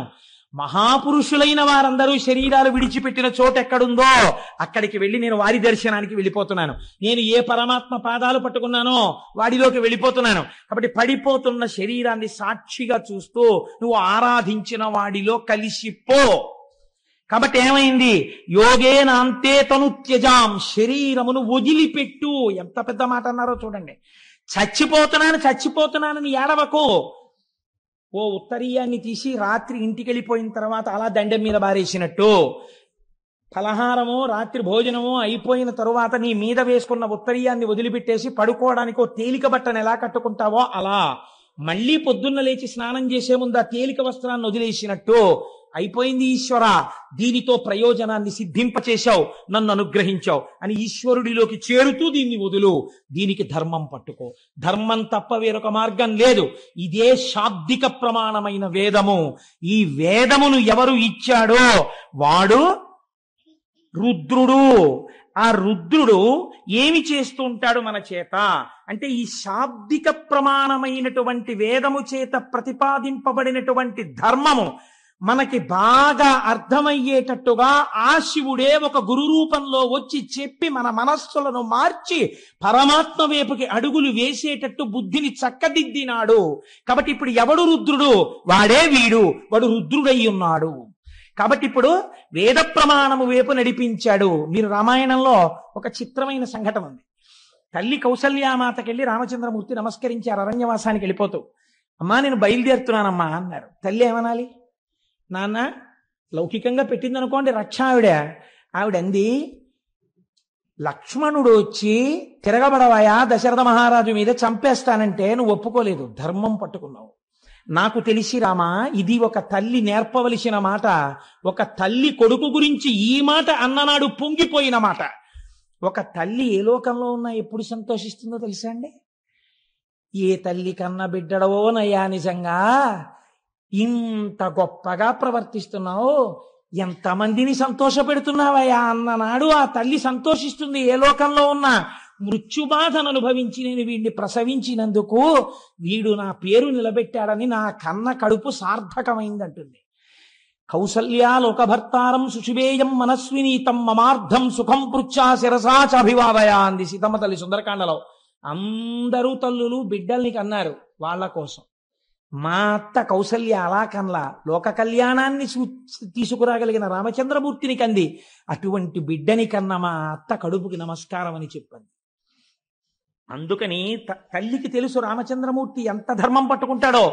ఆవిడ అంది బయలుదేరుతుంటే, నాన్న సవై రాఘవ శార్దూల ధర్మస్వామభిరక్షతు, నువ్వు ఇంతకాలము ఏ ధర్మమును పట్టుకోవడం వల్ల నీ జీవితంలో వైక్లభ్యం లేకుండా కొన్ని కోట్ల మందికి సుఖములయందు కాని దుఃఖములయందు కాని ఆదర్శమూర్తి అయిన మర్యాదా పురుషోత్తముడు రామచంద్రమూర్తి అన్న కీర్తి గణించి యశస్వి అయి ఇంతమందికి పాఠం నీ నడువడి చేత నేర్పావో, ఆ ధర్మము నుండి నీ మనస్సు మళ్ళకుండుగాక, నీవు అనుష్ఠించిన ధర్మము నిన్ను కాపాడుగాక. నాన్న నువ్వు ధర్మము తప్పకో, ఆ ధర్మము నిన్ను కాపాడుతుంది. ఇది నేను నీకు చేస్తున్న ఆశీర్వచనం అంది కౌసల్య. రామాయణం నేర్పింది మనకి బిడ్డలకి తల్లి ఏం నేర్పాలో. కనుక ఈ ధర్మము వైపుకి మనస్సు నడిచేటట్టు చెయ్యగలిగిన వాడెవడో, శాబ్దిక ప్రమాణమైన వేదములోనున్న ప్రమాణమును నేర్పి మన మనస్సులను మార్చిన వాడెవడో వాడు రుద్రుడు. వాడి చేత పట్టుకున్న పినాకమది, దాని వింటి నారి శబ్దములే వేదములు. కాబట్టి ఇప్పుడు ఆ శాబ్దిక ప్రమాణములే వేదములు. ఆ వేదము మనల్ని ధర్మ మార్గంలో నడిపించడానికి వచ్చింది. ఆశ నీ ప్రయత్నం అక్కర్లేదు, వెంబడబడి తిరుగుతుందండి ఆశ. మిమ్మల్ని ఎలా పట్టుకులాగి, అందుకే ఆశ పాశము అన్నారు దాన్ని. తాడేసి లాగేసినట్టు లాగేస్తుంది ముందుకు వెళ్లకుండా. ఆశ ఎంత దారుణంగా ఉంటుందో బ్రహ్మచారి స్వామి మాట చెప్తుండేవారు. ఒక దరిద్రుడికి మామిడి పండు తినాలనిపించింది. ఎంత చిత్రంగా ఉంటాయో చూడండి. ఆఖరికి రాక రాక మామిడి పళ్ళ సీజన్ వచ్చింది. ఎవడిస్తాడు వాడికి మామిడి పండు? ఎవడో ఒక మహానుభావుడు చూసి, అయ్యో పాపం వీడికి మామిడి పండు తినాలనిదిలా ఉంది, ఎప్పుడు మామిడి పళ్ళు అందరూ తినే చోటుకి వెళ్ళి కూర్చుని అలా చూస్తూ ఉంటాడు, చొంగ కారుస్తూ ఉంటాడు, ఒక పెద్ద మామిడి పండు ఇచ్చాడు. ఇప్పుడు ఆయన ఆ మామిడి పండుని చేత్తో పట్టుకుని పెద్ద ఆలోచన చేశాడు. అంటే మనుష్యులకి సహజంగా ఎలా ఉంటుందో చూడండి ప్రకృతి. నాకు దొరక్క దొరికింది మామిడి పండు. ఇంటి దగ్గర భార్య ఉంది, 2 బిడ్డలు ఉన్నారు. భార్యకి 2 బిడ్డలకి నాకు నలుగురికి కలిపి ఒక్క మామిడి పండు తినడానికి సరిపోదు. పోన్లే పంచుకు తిందామంటే ఇంతంత ముక్కలు వస్తాయి. ఇలా అబ్బా ఎంతో బాగుందో అనేటప్పటికి అయిపోయింది. కాబట్టి ఈ సంవత్సరానికి నేను ఒక్కడినే తింటాను. వచ్చే సంవత్సరానికి ఎలాగో అలా కష్టపడి భార్యా బిడ్డలకు కూడా మామిడి పళ్ళు ఏర్పాటు చేస్తాను. చూడండి ఎంత చిత్రంగా ఉంటుందో. తను తినాలన్న దగ్గర భార్యా బిడ్డల్ని కూడా పక్కన పెట్టగలిగాడు. ఇప్పుడు తినచ్చు కదా పోనీ ఒక్కడు. ఇన్నాళ్ళు వీడు పాపం ఎప్పుడు పాపం ఏమి తింటాడండి, పిచ్చాడు, దరిద్రుడు అనేవారు నన్ను. 10 మంది చూస్తూ ఉండగా నేను ఈ మామిడి పండు తినాలి. అందరూ నన్ను చూసి, అబ్బో ఆయన మామిడి పండు తింటున్నాడండి, ఎంత మంచి మామిడి పండు, ఎక్కడ కొన్నాడో పరకంటే ఈయనకి ఏదో ఐశ్వర్యం వచ్చింది అనుకోవాలి. కాబట్టి నేను ఇప్పుడు ఈ మామిడి పండుని అందరూ చూస్తుండగా తింటాను అని ఒక అరుగెక్కి కూర్చుని బాగా జనం వచ్చే వరకు చూశాడు. అందరూ వచ్చే వరకు మామిడి పండు ఇలా ఇలా తిప్పాడు. నిజంగానే ఆశ్చర్యం వేసింది అందరికీ, ఏమిటి ఇంత మామిడి పండు ఉంది వీడి చేతిలో. ఇప్పుడు అందరూ చూస్తుండగా తిందామని ఆ మామిడి పండుని ఇలా కొరికి అన్నాడు. అది చేతిలోంచి జారి కిందనున్న బురదలో పడింది. ఎంత అక్కడున్నాడో అంత కిందకి వెళ్ళాడు. ఇప్పుడు ఆ మామిడి పండుని వదలలేడు. తీసి కడిగైనా తినేద్దామని ఉంది. తీసి కడిగితే వీళ్ళందరూ ఏమనుకుంటారో. ఇప్పుడు ఎవరు చూడాలనుకున్నవాడో వాళ్ళే ప్రతిబంధకం అయ్యారు. తీసి కడగడమా, ఇలా ఊరుకోవడమా? గట్టిగా చెంచాడు రసం తాగలేదే, పండు పడిపోయింది కింద, ఏం చేయడం అని ఆలోచిస్తున్నాడు. పంది వచ్చి ఎత్తుకుపోయి అయిపోయింది మామిడి పండు. ఆ వచ్చే సంవత్సరానికి మళ్ళీ దొరికితేను. ఇంత ఆశాపాశములు, ఇది ఒక దృష్టాంతం. ఇలాంటి ఆశాపాశాల్లో మనం ఎన్నింటితో తిరుగుతున్నాం మీరు చూడండి. సాధారణంగా ఒక మాట వినపడుతుంటుంది మనకి ఇళ్లలో. ఎక్కడికైనా వెళ్ళినప్పుడు వాళ్ళ ఇంటికి ఫంక్షన్కి వెళ్తున్నాం కదా, అదేంటి ఇలా పెడితే ఏం బాగుంటుంది, ఈ చీర కట్టుకోనా బాబాయ్, వాళ్ళ మీద ఎందుకు, ఈ ఈ ఈ ప్యాంట్ వేసుకోనా అంటే నా మీదే కదా, ఈ ప్యాంట్ వేసుకోనా, ఈ షర్ట్ వేసుకోనా, ఇలా బెల్ట్ పెట్టుకోనా, ఇలా టక్ చేసుకోనా, ఇలా స్ప్రే కొట్టుకోనా, అదేంటి మంచి గాడీ డిజైన్ ఉన్న షర్ట్ వేసుకోనా, ప్లెయిన్ షర్ట్ బాగుంటుందా, ఆయన ఫుల్ హ్యాండ్స్ వేసుకోనా, హాఫ్ హ్యాండ్స్ వేసుకోనా, ఇన్ని అడుగుతాడు. బ్రాస్లెట్ చెస్ట్లో ఉందా, లాకర్లో ఉందా, ఇంట్లో ఉందా, ఓసారి పెట్టుకోనా. బ్రాస్లెట్ పెట్టుకుని ఫుల్ హ్యాండ్స్ వేసుకుంటే కనపడుతుందా, హాఫ్ హ్యాండ్స్ వేసుకుని బ్రాస్లెట్ వేసుకోనా. ఎన్ని దిక్కుమాల ఆలోచనలండి. దీనికి ట్రైనింగ్ కావాలండి. మీకు ఎవడైనా వచ్చి చెప్పాలండి, నేర్పాలా? సహజంగా వస్తాయి. ధర్మం వైపుకి అడుగు పడాలంటే ఈశ్వరానుగ్రహం ఉండాలి. నా ప్రవర్తన ధార్మికంగా ఉందా అని చూసుకోవడానికి మీకు లోపల కలేజా రావాలి. ఆ కలేజాకి అటువంటి ధార్మిక ప్రవర్తనకి ఈశ్వరానుగ్రహం కావాలి. అలాంటి అనుగ్రహం ఇచ్చి నడిపించేవాడెవడో వాడు రుద్రుడు. ఇప్పుడు నాకు అక్కర్లేదనేవాడు ఎవడైనా ఉంటే నాకు చూపించండి రుద్రుణ్ణి. నమస్తే రుద్రమన్యవ ఉతోత ఇషవే నమః. నీ కోపం వస్తే ఇన్ని భ్రష్టత్వాలు వస్తాయి. అందుకని వద్దా, ఆ ధనస్సు వద్దు, ఈ ధనస్సు పట్టుకో, ఇది అందుకని పినాకి అని పిలిచింది శాస్త్రం ఆయన్ని. కాబట్టి ఇప్పుడు చూడండి అంటున్నారు రుత్, రుద్ర శబ్దములో రుత్ అన్న మాట ఉంది. ఈ రుత్ తాం భక్తేభ్యో ద్రావయతి. రుత్ అంటే ప్రతిబంధకము, అడ్డము. ఒక అడ్డం ఉంది. ఈ అడ్డం ఉండడం వల్ల వాడు ఈశ్వరుణ్ణి చేరలేకపోతున్నాడు. చేరలేక మనస్సు నిలబట్టలేదు, ఈశ్వరాభిముఖం కావట్లేదు. ఈశ్వరుణ్ణి గట్టిగా పట్టుకున్నాడు. రోషీరోయదు కామినీ జనుల తారుణ్యోరు సౌఖ్యంబులన్ బాసీబాయుధ పుత్రమిత్రధన సంపద్భ్రాంతి వంచాలతల్ కోశీకోయదు నమనంబకట నీకున్ ప్రీతిగా సత్క్రియల్ చేసి చేయదు దీని తుళ్ళన చవే శ్రీకాళహస్తీశ్వర అన్నాడు దుర్జటి. ఉన్నదున్నట్టు చెప్పుకున్నాడు. కాబట్టే మహాపురుషుడయ్యాడు. కాబట్టి చూడండి, ఎవరు భగవంతుణ్ణి నిజంగా కోరుకుని ఈశ్వర నేను ఈ కోరికల వల్ల, ఈ కారణాల వల్ల నిన్ను పొందలేకపోతున్నాను, వీటి మీద నా మనస్సు మరల్చు అని వెళ్ళి నిజాయితీతో చెప్పుకున్నాడో ఈశ్వరుడికి, ఆ నిజాయితీకి పొంగిపోయి తీసేస్తాడంతే ఆ ప్రతిబంధకాన్ని. అమ్మా నాకు చదవాలనే ఉందమ్మా, కానీ రాత్రి 10 అయ్యేటప్పటికీ నాకు నిద్ర వచ్చేస్తోందమ్మా, కాసేపు అమ్మా నువ్వు కూడా నా పక్కన కూర్చుని నాకు 10 అయ్యేటప్పటికి నిద్ర వచ్చేసేయకుండా నాకు ఇలా కళ్ళు పడిపోతుంటే ఒక్కసారి నన్ను కొట్టి నాకు ఒక్క 20 నిమిషాలు ఏమైనా మంచి మాటలు చెప్పావా, నేను మళ్ళీ 11 వరకు 11:30 వరకు చదువుకోగలను. అమ్మ నాతో పాటు కూర్చోవా అంది పిల్ల. కూర్చోవలసిన అవసరం తల్లికి ఏమిటి? 9ంటికి హాయిగా పడుకోగలదు తల్లి. అలాగే నాన్న కూర్చుంటానండి. ఎవరి కోసం కూర్చుంది? 10 వరకు పనున్నా లేకపోయినా రేపు చెయ్యబోయే కూరకి వాళ్ళే కూర తరుక్కుని ఏదో పని చేసుకుంటూ కూర్చుంది. 10 అయింది. పిల్ల చదువుకుంటున్న గదిలోకి వచ్చింది. ఇలా కునికుపాట్లు పడుతోంది. లేపి ఓ గుక్కెడు టీయో కాఫీయో పాలో ఇచ్చి, కాసేపు నాన్న మీ నాన్నగారు ఎంత సంతోషపడిపోతారో, నీకో మంచి ర్యాంక్ వస్తే నాన్నగారు ఏమన్నారో తెలుసా, తల్లిగాడు తెల్లగా ఉంటాడు, వాడికి నేను 2 జతల గాజులు చేయిస్తాను, నా తల్లి 2 జతల గాజులు వేయించుకుంటే దాని రంగు మీద గాజులు అందమే కనపడదు, నా తల్లి బంగారం కన్నా గొప్పది అని మీ నాన్నగారు మురిసిపోతారు. మీ నాన్నగారు నీ చేతులకి 2 జతల గాజులు తెచ్చినప్పుడు ఎంత పొంగిపోవాలి. మరి నువ్వు కష్టపడి చదవాలి కదా నాన్న, నువ్వు 11:30 వరకు చదవ. అమ్మా ఇంకా నువ్వు 20 నిమిషాలు కూడా అక్కర్లేదు, ఇంకో 15 నిమిషాలు వేస్ట్, నువ్వు పడుకో నేను చదువుకుంటానని చదివేసుకుంది. అమ్మ ఏం చేసింది? ఏది లక్ష్యమును చేరడానికి ప్రతిబంధకమో దాన్ని తీసేసింది. మీకు ఈశ్వరుణ్ణి చేరడానికి ఏది ప్రతిబంధకమో, నమస్తే రుద్రమన్యవ ఉతోత ఇషవే నమః అని అభిషేకం చేస్తే, పారాయణ చేస్తే రుద్రాన్ని, శివాష్టోత్తరం చదివితే ఆయన ఆ ప్రతిబంధకాన్ని తీసేస్తారు. ఇది రుద్రః, ఇది రక్షణ కలిగినటువంటి.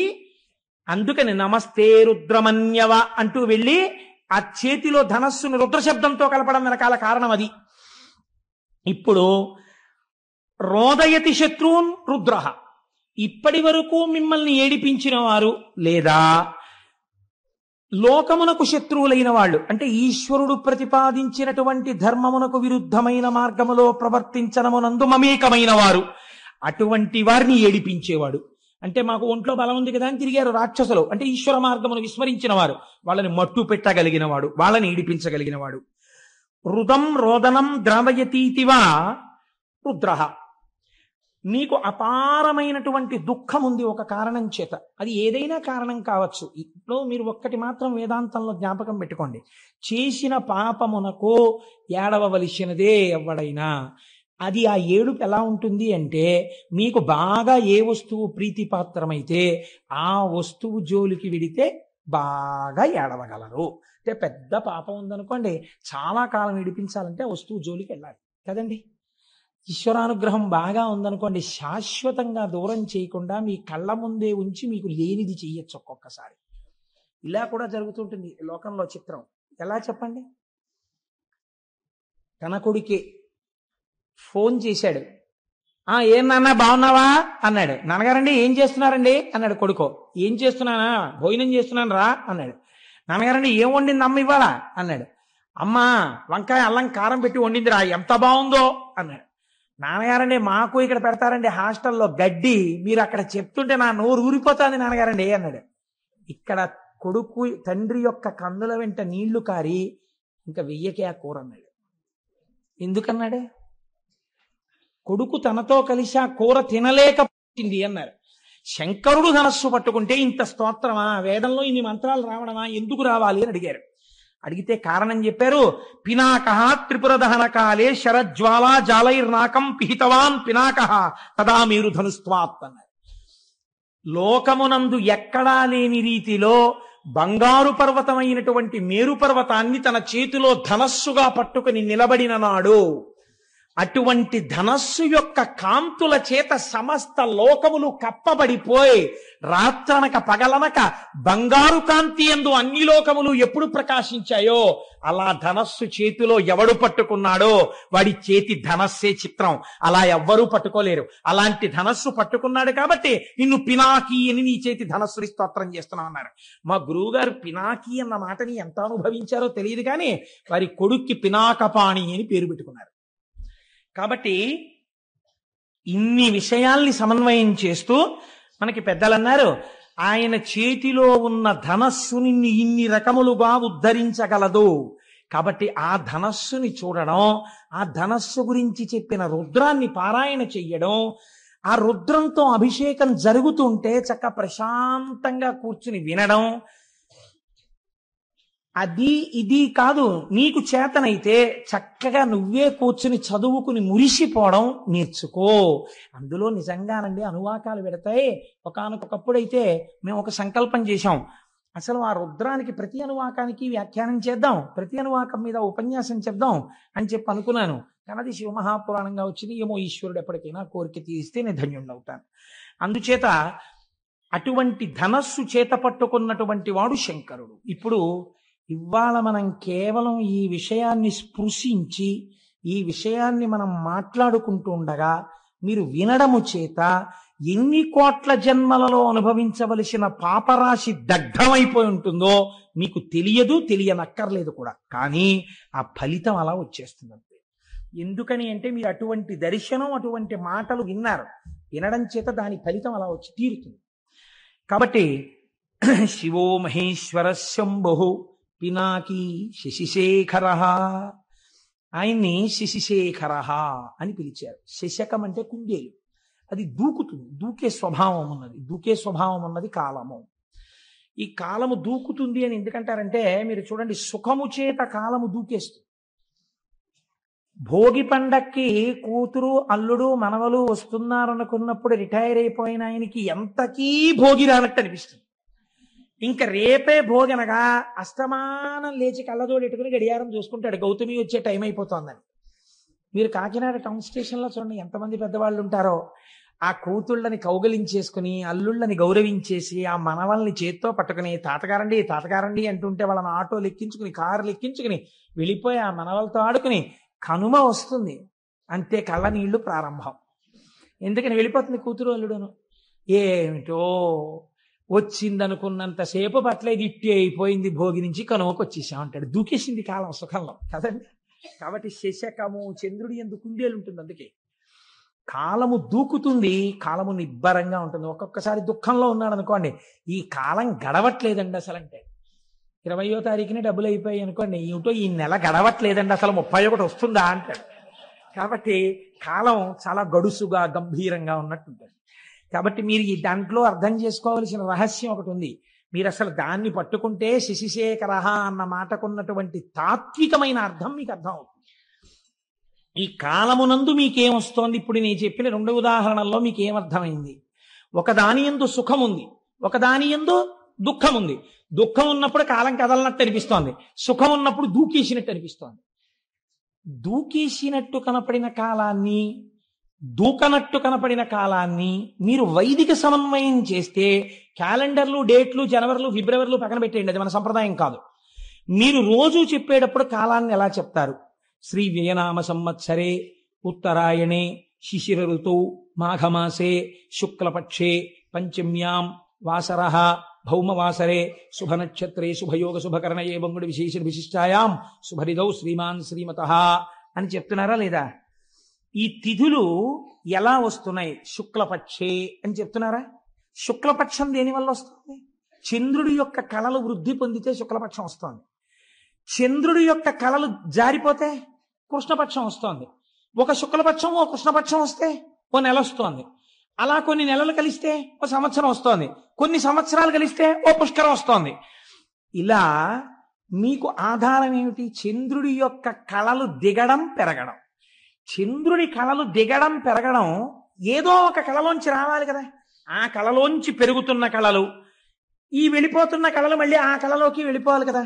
అటువంటి శాశ్వతమైన చంద్రకళ ఏది ఉందో అది పార్వతీ పరమేశ్వరుల యొక్క కిరీటముల మీద ఉంటుంది.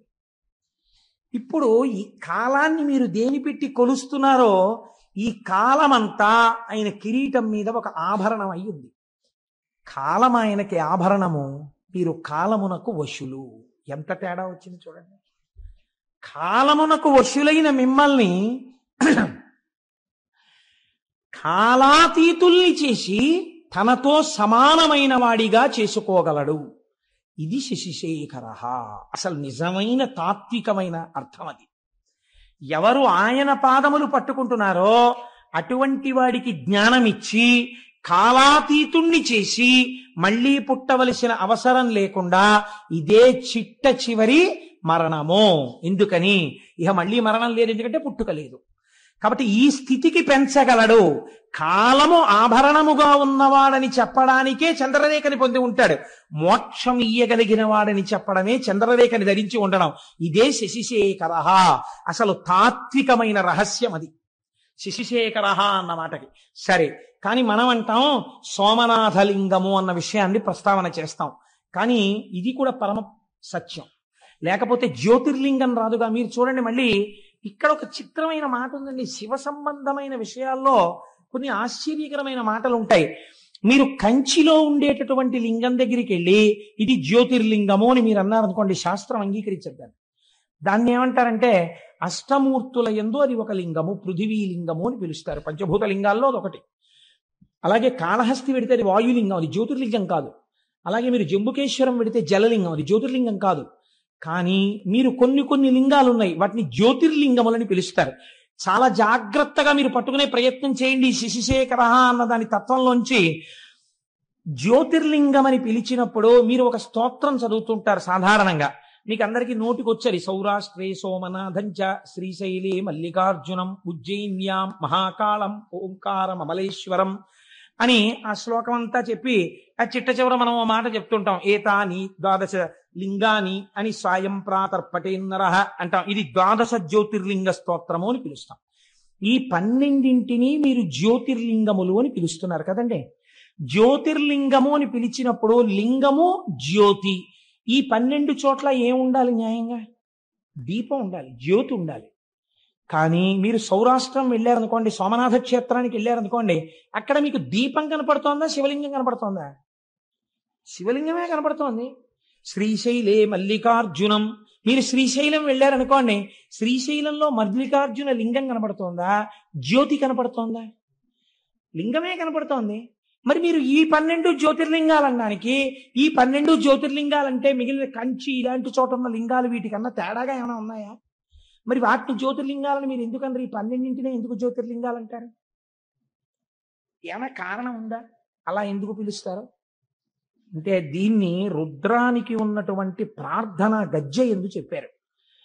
ఆపాతాల నభస్థలంత భువన బ్రహ్మాండమా విస్ఫురత్ జ్యోతిస్ఫాటిక లింగమౌళి విలసత్పూర్ణేందు వాంతామృతై అస్తోకాప్లుతమేకమీశమనిశం రుద్రాను వాకాన్ జపన్ ధ్యాయేత్ ఈప్సిత సిద్ధయే అన్నారు. ధ్యాయేత్, మీరు ఆ లింగము దగ్గరికి వెళ్ళి అడిగినప్పుడు ఇహమునందు కావలసిన సౌఖ్యము నుండి మోక్షము వరకు ఏదైనా ఇవ్వగలిగిన పరబ్రహ్మస్వరూపంగా శివలింగం ఉన్నది. మీకు దొంగో చీకట్లో తెలియలేదనుకోండి, దీపం పెట్టి చూడాలి, స్పష్టంగా తెలుస్తుంది. దీపాన్ని చూడడానికి ఇంకో దీపం అక్కర్లేదు, దీపమే అంతే. ఇంకా జ్యోతియే ప్రధానము స్పష్టతకు. ఈ లోకమునందు జ్ఞానము పొందాలన్నా ఝాయేత్ ఈప్సిత సిద్ధయే, నాకు మోక్షం కాదండి, ఏదో వ్యాధి తగ్గాలి, ఆల్ రైట్ తగ్గిపోతుంది. నీకు ఆ పూనికుంటే 3 ఏదో ఉద్యోగం రావాలి, వచ్చేస్తుంది నీకు. అందుకేనండి ఎవరైనా కష్టాల్లో ఉంటే దక్షారామం వెళ్ళమంటారు. 40 రోజులు 41 రోజులు దక్షారామంలో వెళ్ళి దర్శనం చేసుకోవాయా అంటారు.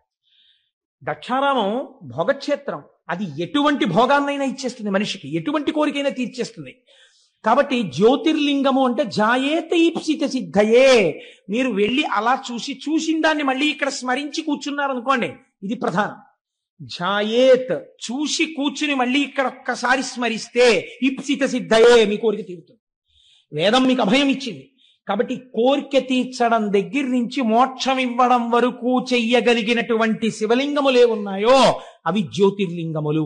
అటువంటి జ్యోతిర్లింగములు స్వయంభూ, అవి ఒకరు ప్రతిష్ఠ చేసినవి కావు. ఈశ్వరుడు చిత్ర విచిత్రమైన పరిస్థితుల్లో అలా వచ్చాడు. అలా ఎందుకు వచ్చాడు అన్నదాన్ని మనం 2గా చెప్తాం శాస్త్రంలో. ఎలా చెప్తామంటే, ఒకటి స్థల పురాణము అంటాం. ఇది ఎందుకు వింటామంటే, మీరు సోమనాథం వెళ్ళారనుకోండి, అయితే శ్రీశైలం వెళ్ళారనుకోండి, శ్రీశైలం వెళ్ళి మల్లికార్జున లింగాన్ని దర్శనం చేసేసుకుని వచ్చేసారనుకోండి, ఒక స్థాయిలో గొప్పదేది. కానీ ఏమడుగుతామంటే, అయ్యా ఒక్కసారి దీని స్థల పురాణం చెప్పండి మాకు అని అడుగుతాం. అంటే ఎందుకు వచ్చిందో ఆ లింగం చెప్తారు. గుడిలోకి వెళ్ళిన తరువాత దర్శనం చేసుకున్నప్పుడు వినేటటువంటి స్థల పురాణమే మీరు జ్యోతిర్లింగముల యొక్క ఆవిర్భావ చరిత్రగా పురాణాంతర్గతముగా వింటే ద్విగుణీకృతమైనటువంటి ఫలితాన్ని, దర్శనం చేసి ధ్యానం చేసిన ఫలితం ఎంతదో అంత ఫలితాన్ని ఇస్తుంది. ఇప్పుడు 12 జ్యోతిర్లింగాల్ని శివమహాపురాణాంతర్గతంగా మీరు విన్నారనుకోండి, అందుకు తీసుకొస్తారు. ఇప్పుడు మీకు ఏ ఫలితం వేస్తారంటే, మీరు ఈ దేశములో ఉన్న 12 జ్యోతిర్లింగాల్ని సశాస్త్రీయంగా ఎలా దర్శనం చెయ్యాలో అలా దర్శనం చేసేసినటువంటి ఫలితాన్ని మీ ఖాతాలో వేసేస్తారు. కనుక పురాణంలోకి వీటిని తీసుకొస్తారు. కాబట్టి ఇప్పుడు శశిశేఖర సోమనాథ జ్యోతిర్లింగమో వదిలిపెట్టేయచ్చా? వదిలిపెట్టకూడదు, స్మరించాలి. ఎందుకు వచ్చిందో చెప్పుకోవాలి. ఒకసారి చెప్పుకుంటే ఏమవుతుంది? మీరు ఇక్కడ స్మరిస్తున్నారు దాని కథని. అది స్మరించడం చేత స్వయంభూ అయినటువంటి పరమాత్మ ప్రసన్నుడై, మీరు అది వింటున్నప్పుడు మీకు తెలియకుండానే మీరు ఆ సోమనాథ క్షేత్రం ఇలా ఉంటుంది అని మనస్సు అక్కడికి వెళ్ళిపోతుంది. అది వింటారు. ధ్యాయేత్, ధ్యానం చేసింది. మామూలుగా అయితే క్షణం చేస్తుంది, ఇప్పుడు ఒక అరగంట చేస్తుంది. అపారమైనటువంటి ఫలితాన్ని ఇచ్చేస్తుంది. అలా 12 జ్యోతిర్లింగాలు విన్నారనుకోండి, ఏమవుతుంది? అందుకని పురాణ శ్రవణం చెయ్యి అంటారు. ఇప్పుడు విన్నవాడికి ఏమవుతుంది? 12 జ్యోతిర్లింగాల దర్శనం చేసవచ్చే ఫలితం ఏదో అది వాడి ఖాతాలో వేసేస్తారు. అందుకే పూర్వం అందరూ వెళ్ళలేరని ప్రత్యేకంగా మన వాళ్ళు వెర్రివాళ్ళై పురాణం చెప్పించలేదండి. ఒక ఆయన్ని పట్టుకు తెచ్చుకుని, అయ్యా మాకు పురాణం చెప్పండి అంటే ఆయన ఓ పుస్తకం పెట్టుకుని చక్కగా చదువుతుంటే ఆయన చెప్తుంటే భక్తి శ్రద్ధలతో అలా వినేవారు. ఇది ఇలా ఉంటుందా అండి, దీనికి హేతు ఉంటుందా అండి అని అడిగేవారు కాదు. శ్రద్ధ అలా ఉంటుంది, ఈశ్వరుడు స్వతంత్రుడు, అలా చెయ్యగలడు, వాళ్ళకి ఆ విశ్వాసంతో వినేవారు. అందుకే 80 ఏళ్ళు రానివ్వండి, చక్కగా మోకాళ్ళు నొప్పి లేదు, బీపీ లేదు, షుగర్ లేదు, కళ్ళజోడు లేదు, ఇనప రాయల్లే ఉండేవారు. ఇంత పప్పు అన్నం, ఇంత చారుడు నెయ్యి, ఇంత ఆవకాయ కలుపుకొని శుభ్రంగా తినేసి త్రేయించి వెళ్ళిపోయేవారు. ఎందుకు ఉండేదంటే వాళ్ళకి భగవంతుడి మీద విశ్వాసం లోపల జఠరాగ్నిగా ఉండేది. మనకు అన్నీ వేరువిరుపులే. అలా ఉంటుందా అండి? నీకు ఆకలి ఉండదు, అనుమానం సంశయాత్మ వినశ్యతి. కాబట్టి చూడండి, శిశిశేఖర అన్న నామాన్ని వ్యాఖ్యానం చేస్తూ అంటారు, దక్ష ప్రజాపతికి 27 మంది కుమార్తెలు. ఆ 27 మంది కుమార్తెలే 27 నక్షత్రాలు, అశ్విని, భరణి, కృత్తిక, రోహిణి. వీళ్ళు ఈ 27 నక్షత్రాల్ని తీసుకెళ్లి చంద్రుడికిచ్చి వివాహం చేశాడు. ఒక ఆయనకే ఇచ్చేశాడు, గొడవ లేదు, పండగ ఒక్కడే అల్లుడు వస్తాడు. అందుకని 27 ఆడపిల్లల్ని ఒక్కరికే ఇచ్చాడంటే పూర్వం దక్షిణ నాయకత్వము అని ఒకటి ఉండేది. మీరు నన్ను క్షమించండి, నేను పురాణాంతర్గతంగా ఇలాంటి మాట అనకూడదని అండం ఎందుకు అంటున్నాను, ఒక దక్షిణ నాయకత్వాన్ని సమర్థించడానికి. అనుకోండి, విజయనగర సామ్రాజ్యాన్ని పరిపాలించినటువంటి రామరాయల వారు అప్పుడప్పుడు ఏదైనా ఊరిడితే ఆ ఊళ్ళో తనని పోలిన పిల్లలు కనపడుతుండేవారట. దక్షిణ నాయకత్వం అంటే అలా ఉండేది. అంతమంది భార్యలతో ఉండేవారు. దశరథ మహారాజు గారికి 365 మంది భార్యలు ఉండేవారు. అలా పూర్వం ఆ దక్షిణ నాయకత్వం ఉండేది. అందుకని 27 ఆడపిల్లల్ని ఒక్క ఆయనకి ఇచ్చేసాడు ఆయన. ఈ 27 మంది భార్యలతో చంద్రుడు పాణిగ్రహణం చేసిన వాడు ఏం చెయ్యాలి? చక్కగా సంతోషంగా 27 మందితోటి కలిసిమెలిసి ఉండాలి. ఏదో ఒక ఆయన తాను రోజు పడక గదిలోకి వెళ్ళి చూసినట్టు, దానివల్ల గొడవలు వస్తున్నట్టు నువ్వు అలా ప్రవర్తించకని బుద్ధి చెప్పాడు వెంకటేశ్వర స్వామి వారికి. శ్రీదేవి వంకకు చిలిపిగా చూడకు, అలమేలు మంగకు అలకరానీయకు, ముద్దుసతులిద్దరిని ఇరువైపులా చేర్చి ఏ గొడవ లేకుండా హాయిగా నిదురపో శేషశైలావాస శ్రీ వెంకటేశ. ఆయన ఎలా పడుకోవాలో, భార్యలతో ఎలా సర్దుకోవాలో ఈయన పాఠం చెప్పి అలా నిద్రపోమని చెప్పాడు. అదో విచిత్రం. అంటే భావన చేత స్వేచ్ఛ కలిగి తన్మయత్వంతో పాడుకున్నటువంటి వాడికి హద్దెక్కడుందండి? కాబట్టి ఆయన అలా దర్శనం చేయగలిగాడు. అంటే ఆయన ఎప్పుడో ఈయన అలా చూడడం, ఆవిడ కొంచెం కోపడ్డం అవి ఆయన చూశాడు అనమాట. అందుకని నువ్వు అలా అనవసరంగా గొడవలు తెచ్చుకోక, పొద్దున్నే ఒక అమ్మవారు చిన్నబుచ్చుకుంటే మాకు కష్టంగా ఉంటుంది, ఇద్దరిని సమానంగా చూస్తూ పడుకో అన్నాడు ఆయన. అది ఎంత బుద్ధి చెప్పాడో, ఎంత స్వాతంత్రం అండి. నాకు అలాంటి పాటలు వినపడినప్పుడు చాలా ఆనందంగా ఉంటుంటుంది. కాబట్టి సరే, ఇప్పుడు నేను దేని గురించి ప్రస్తావన చేయాలనుకుంటున్నానంటే 27 కన్యలతోటి భార్యలతోటి చంద్రుడు సంతోషంగా సమానంగా ఉండాలి. కానీ ఇక్కడ నేను ఒక్క మాట అంటే మీరు మరోలా అనుకోకండి. చంద్రుడి చరిత్ర ఎంతొక దోషం ఉంది. ఏమా దోషము? మీకు దేవీ భాగవతంలో మొదటి కదా అదే. ఇప్పుడు నేను దాన్ని ప్రస్తావన చేస్తే దానికి మళ్ళీ వివరణ చేయాలంటే మహాప్రభావం 3 రోజులు పడుతుంది. ఎందుకు వచ్చిన గొడవ? అందుకని. కానీ ఆయన కొంచెం తొందరపడిపోవడం, యుక్తాయుక్త విచక్షణ లేకుండా ఏ స్త్రీ పట్ల అలా ప్రవర్తించడం మహాపాతకమని శాస్త్రం చెప్పిందో అలాంటి వాళ్లతో రమించడం కూడా చంద్రుడి చరిత్రలో ఒకచో ఉన్నది. దాని విశేషార్థం పక్కన పెట్టండి, మామూలుగా చరిత్ర యందు ఉన్నది. కాబట్టి ఈ అలవాటుకి ఫలితం ఎక్కడో రావాలి, రావడానికి కావలసినట్టుగా బుద్ధి కర్మానుసారిని నడిపించాలి. అందుకు నడిపిస్తోంది అసలు యథార్థం. ఇది శివుడు ఇస్తున్నటువంటి ఆ ధనస్సులోంచి వస్తున్నటువంటి పాప ఫలితం. మీరు అలా సమన్వయం చేసుకోండి, ఎంత అందంగా వస్తుందో అది. ఇప్పుడు ఆయన ఏం చేశాడు? మళ్ళీ ఆయనకి 27 మందిలో రోహిణి ఒక్కత్తి బాగా నచ్చింది కాబట్టి ఆ రోహిణితోనే కాలం గడిపేవాడు. ఇది సహజంగా మిగిలిన 26 మందికి కూడా చాలా బాధ కలిగింది. 27 స్వీకరించిన వాడు 27 సమానంగా ఉండాలి, కానీ ఒక్క రోహిణితోనే ఉంటున్నాడు. వాళ్ళు ఎంత బాధతో మాట్లాడారో తెలుసా అండి? తండ్రి గారి దగ్గరికి వెళ్ళి, నేను అన్ని పద్యాలు చెప్తూ కూర్చుంటే 42 రోజులు ఏంటి, ఆయన చెప్పినట్టు సంవత్సరం అయిపోతుంది ఏమిటో గొడవ అని బెంగెట్టుకుని 1-2 పద్యాలు మాత్రమే చెప్తున్నాను. అందరి నేల ఇట్లు జలజారికి నిచ్చితివి, ఒక్క రోహిణీ సుందరినిచ్చి నన్మిగుల సొంపుగా నుండెడిది, ఎక్కడేని మాకుందక భర్త చిక్కకయే గొడ్డైపోవునో పృథ్వీ. తండ్రి, ఈ వందురు ఎట్లు పాయుదుము వల్లభ కొల్విటు చెందుమాకి కన్నని అడిగారు. ఎంత కష్టంతో కూడుకున్న మాట అడిగారో చూడండి. నాన్నగారండి మీరు ఎందుకు ఈ తప్పు చేశారండి?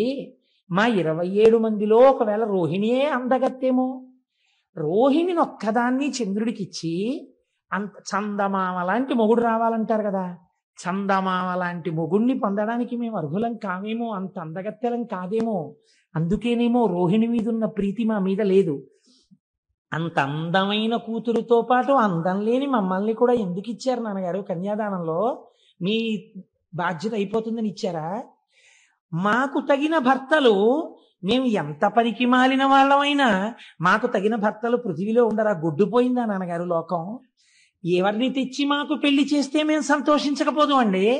భర్త యొక్క మనస్సు చూరగొనని మా జన్మ జన్మ మాకెంత బాధగా ఉందో తెలుసా నాన్నగారు? ఎంత గొప్పగా మాట్లాడారండి వాళ్ళు, ఎంత అందమైన పద్యం పడిపోయిందో చూడండి. నాన్నగారండి గొడ్డుపోయిందా లోకం? మమ్మల్ని ఎందుకు ఇచ్చారు నాన్నగారు? చంద్రుడికి 27 మందిని, ఒక్కతే అందంగా ఉంది, అందమైన రోహిణితో ఆయన ఉంటున్నాడు. అసలు మా జన్మలో మేము భర్త గారితో కలిసి ఉండి భర్త గారు మా వల్ల సంతోషపడ్డారన్న రోజు మా జీవితంలో మేము చూస్తామా నాన్నగారు అన్నారు. దీనికి వాళ్ళు చేసిన పాపం ఏమిటండి? తండ్రి మనస్సు ఈ మాట విన్నప్పుడు ఎంత కుందుతుంది. కాబట్టి ఆయన చరచరాలేసి, అసలే దక్ష ప్రజాపతి ఎదర వీరభద్ర విజయం వస్తుంది కదా, గబగబా పంచ పైకి పట్టుకుని చంద్రలోకానికి వెళ్ళాడు. అల్లుడు గారు ఎదురొచ్చారు, తీసుకొచ్చారు, కూర్చోబెట్టారు. కూర్చోబెట్టిన తర్వాత అబ్బాయి నీ పరిస్థితి అంతా బాగోలేదయా, నీకు 27 పిల్లలు ఇచ్చాను. ఇచ్చినప్పుడు చక్కగా మామయ్యగారండి బాగున్నారండి, చక్కగా ఉంటుందండి, మీరు వచ్చినప్పుడు ఎంత సంతోషంగా ఉంటారో చూద్దురుగానండి అన్నావు. నీ మీద అప్పుడే పితూరీలు ప్రారంభమయ్యాయి. ఒక్క రోహిణితో ఉంటున్నావుట. ఇలా ఉండడానికి వీల్లేదు. 27 పిల్లల కంటి వెంట నీళ్లు రాకూడదు, అందరినీ సమానంగా చూసుకో. చూస్తావా? అసలు దక్ష ప్రజాపతి. తప్పకుండా మామయ్య గారండి అన్నాడు. అయిపోయింది. అమ్మా నేను చెప్పానమ్మా, ఇంకా మీకేమి ఇబ్బంది ఉండదు, ఈ మాట మీరు సంక్రాంతికి వచ్చినప్పుడు సంతోషంగా వస్తారు అని వెళ్ళిపోయాడు దక్ష ప్రజాపతి. అంటే నిజంగా సంక్రాంతి అనుకోకండి, నేను ఒక మాట అన్నానంతే. ఇప్పుడు వెళ్ళిపోయిన తర్వాత మళ్ళీ ఎవరో వచ్చి చెప్పారు, పాపం ఆ 26 అలాగే ఏడుస్తున్నారండి, మీ అల్లుడు గారి ప్రవర్తనలో ఏమీ మార్పు లేదు, ఎక్కడ చూసినా రోహిణితోటే ఉంటాడు, మిగిలిన 26 మంది జోలికి ఎప్పుడూ వెళ్ళాడు. పాపం ఓసారి మీరు చెప్పారు, ఆయన వినడు, ఏమిటో వాళ్ళ బతుకు అంతేనా అన్నారు. అనేటప్పటికి ఇప్పుడు ఆయనకి ఎందుకు కోపం వచ్చిందంటే నా మాట వినలేదని కోపం వచ్చింది. ఆయన ఎటువంటి ఆలోచన వచ్చిందో చూడండి. ఆ కోపంలో క్షయవ్యాధి ఉన్నటువంటి వాడికి తొందరగా దగ్గరగా వెళ్ళడానికి, ఆ ఉచ్ఛ్వాస నిశ్వాసలని లోపలికి పీల్చడానికి, వారి నోటి ఎంగిలిని తన నోటిలోకి తీసుకోవడానికి ఎవరు ఇష్టపడరు, ఎందుకంటే వీళ్ళకి క్షయ వస్తుందని. కాబట్టి ఆయన అన్నాడు, నీ విశృంఖలత్వానికి నేను అడ్డు వేస్తాను, కాబట్టి నువ్వు క్షయవ్యాధి పీడితుడవగుదువుగాక. ఆయన ఉద్దేశం ఏమిటి? పూర్వం సంతోషపడినట్టు రోహిణి కూడా నీ దగ్గరికి రానివ్వడు, క్షయ వచ్చింది కాబట్టి. ఇప్పుడు శుశ్రూష చేయడానికి భార్యలని మాత్రం మిగిలిన వాళ్ళని పిలుస్తావు, నీ బతుకు బయటెడుతుందన్నాడు. క్రోధంలో అదుపు తప్పిన మాట వచ్చేసింది మామగారు నోటి వెంట. వచ్చి నువ్వు క్షయవ్యాధి పీడితుడు వగుదువుగాక అన్నాడు. ఈయనకి క్షయవ్యాధి వచ్చింది, కానీ దేవతలందరికీ భోజనాలు పోయి ఉపవాసాలు చేసి న్యూరోబియాన్ ఇంజక్షన్లు చేయించుకోవాల్సి వచ్చింది. వాళ్ళందరూ నీరసపడిపోయారు. ఇదేంటండి, చంద్రుడికి క్షయవ్యాధి వస్తే దేవతలకి నీరసం రావడం ఎందుకు అంటే ఇక్కడ ఒక పెద్ద మర్మం ఉంది. చంద్రుడు బాగా ప్రకాశిస్తే ఆయన యొక్క అనుగ్రహం చేత ఓషధులు ప్రకాశిస్తాయి. ఓషధులు బాగా ప్రకాశిస్తే ఆ ఓషధులతో కూడినటువంటి ద్రవ్యములతో యజ్ఞం చెయ్యాలి. ఈ యజ్ఞంలో ఓషధుల్ని కూడా వేస్తే ఈ హవిస్సులు దేవతలు తీసుకుంటారు. దేవతలు తీసుకుని వాళ్ళ ఆకలి తీరితే వాళ్ళకు మనకి మంగళములను ఇస్తారు. దేవతలకి హవిస్సులు లేవు, లోకాలకి మంగళాలు లేవు. ఇటు వీళ్ళు మాడిపోయారు, అటు వాళ్ళు మాడిపోయారు. ఎందుకు వచ్చింది ఇదంతా? చంద్రుడికి క్షయవ్యాధి వచ్చింది. కాబట్టి ఇప్పుడు ఇది ఎవరి సమస్య అయి కూర్చుంది? చంద్రుడి వ్యక్తిగత సమస్య కాదు, అన్ని లోకాల సమస్య. ఎంత చిత్రంగా పరిగణించిందో చూడండి విషయం. ఇప్పుడు వీళ్ళందరూ మాట మాట్లాడుకున్నారు. అత్రి మహర్షిని పిలిచారు. అందరూ కలిసి చతుర్ముఖ బ్రహ్మగారి దగ్గరికి వెళ్ళారు. పెద్ద ఆయన పాపం ఆయన్ని అడుగుతారు అందరూ. ఆయన దగ్గరికి వెడితే చూడండి, మనం సాధారణంగా ఓ మాట అంటాం, ఏమండి వీడు ఇలా తప్పు చేశాడు, కొంచెం చేయండి. వీడికి చెయ్యాలి ఉపకారం, వీడికండి చెయ్యాలి. మీరు తండ్రి, మీరు మర్చిపోయారేమో, వీడు చేసిన తప్పుడు పనులన్నీ నాకు బాగా గుర్తున్నాయి. ఎంత ఏడిపించాడంటే బృహస్పతిని, నాకు తెలీదా? ఆ రోజు నేనే కదా చతుర్ముఖ బ్రహ్మని జోక్యం చేసుకున్నాను. వీడికి అసలు ఇటువంటి ఇది రావాలి. బాగా వచ్చింది నాళ్ళకి, మామగారు బలి చేపించాడు. కానీ ఇగో వీళ్ళ కోసం ఓ మార్గం చెప్పక తప్పదు అని చెప్తాడు. చూసారా ఓ పెద్ద ఆయన, అలాగే చెప్పాడు బ్రహ్మగారు. ఆ పద్యం వినండి ఎంత గొప్పగా పడిందో. పరకాయ ప్రవేశం చేసి అత్యంత సహజమైన రచన చెయ్యడం అంటే అది. అయినను లోక సౌఖ్యమును నారసి చెప్పెదా. వీడు తుంటరవాడు, వీడికి చెప్పకూడదు అసలు. వీడి చేవ్యాధితో బాధపడినా గొడవేం లేదు. అయినను లోక సంక్షేమం కోసం చెప్తున్నా. ఇటు మీరు అటు వాళ్ళు బాధపడుతున్నారు కదా, అందుకు చెప్తానన్నాడు బ్రహ్మగారు. ఆ ప్రభాసమాన్యోన్నత రాఘహారియగు నొద్దిక వీడత చేరి శంకరున్ పూనిక కొల్చుచున్ తపసుభూని వసించిన కొన్ని నాళ్లకి గ్లానిని మాన్పగాగలదు కాలహరుండు దృఢంబు పొండికన్. నేను చెప్తున్నాను రా ఉపాయం. ఏహి లేదు, వీడు ప్రభాస క్షేత్రానికి వెళ్ళాలి. వెళ్ళి సముద్రపు ఒడ్డున ఉంది, అది అరేబియా మహాసముద్రం అని ఇప్పుడు మనం పిలుస్తున్నామే. ఆ సముద్రపు ఒడ్డుకు వెళ్ళి కూర్చుని ఆ ప్రభాస క్షేత్రంలో ఓ గుంట తవ్వి అందులో ఒక పార్థివలింగాన్ని పెట్టుకుని పంచాక్షరి మహామంత్ర జపాన్ని మృత్యుంజయ మహామంత్రంతో కలిపి అనుష్ఠానం చెయ్యాలి. ఎందుకని? క్షయం వచ్చేసింది కాబట్టి మృత్యుంజయ మంత్రంతో కలిపి అనుష్ఠానం చెయ్యాలి. ఎంత శాపం ఉన్నా ఇటు బ్రాహ్మణ వాక్కుని కాపాడి అటు వీడు చచ్చిపోకుండానూ కాపాడాలంటే పరబ్రహ్మమునకు తప్ప వేరొకడికి సాధ్యం కాదు. కాబట్టి శంకరుడు మాత్రమే చెయ్యాలి ఈ పని. వీడిని పార్థివలింగాన్ని అర్చన చెయ్యమనండి అన్నారు. ఆ మాట చూడండి. ఉద్దిక వీడత చేరి, బ్రహ్మగారు మాట్లాడేటప్పుడు ఈయన్ని అండం. ఆ చికాకుంది చంద్రుడి మీద, ఆయనకి కోపం ఉంది. అందుకని వీడిని అక్కడికి వెళ్ళమనండి. ఎంత బాగా అన్నారో చూడండి. ఒద్దిక వీడట, అక్కడైనా బుద్ధిగా కూర్చోవాలి. మళ్ళీ అక్కడికి వెళ్ళి కూర్చుని ఏదో పనులు మొదలెట్టకూడదు, మళ్ళీ ఏదో శాపాలు తెచ్చుకోకూడదు, మళ్ళీ నా దగ్గర రాకూడదు.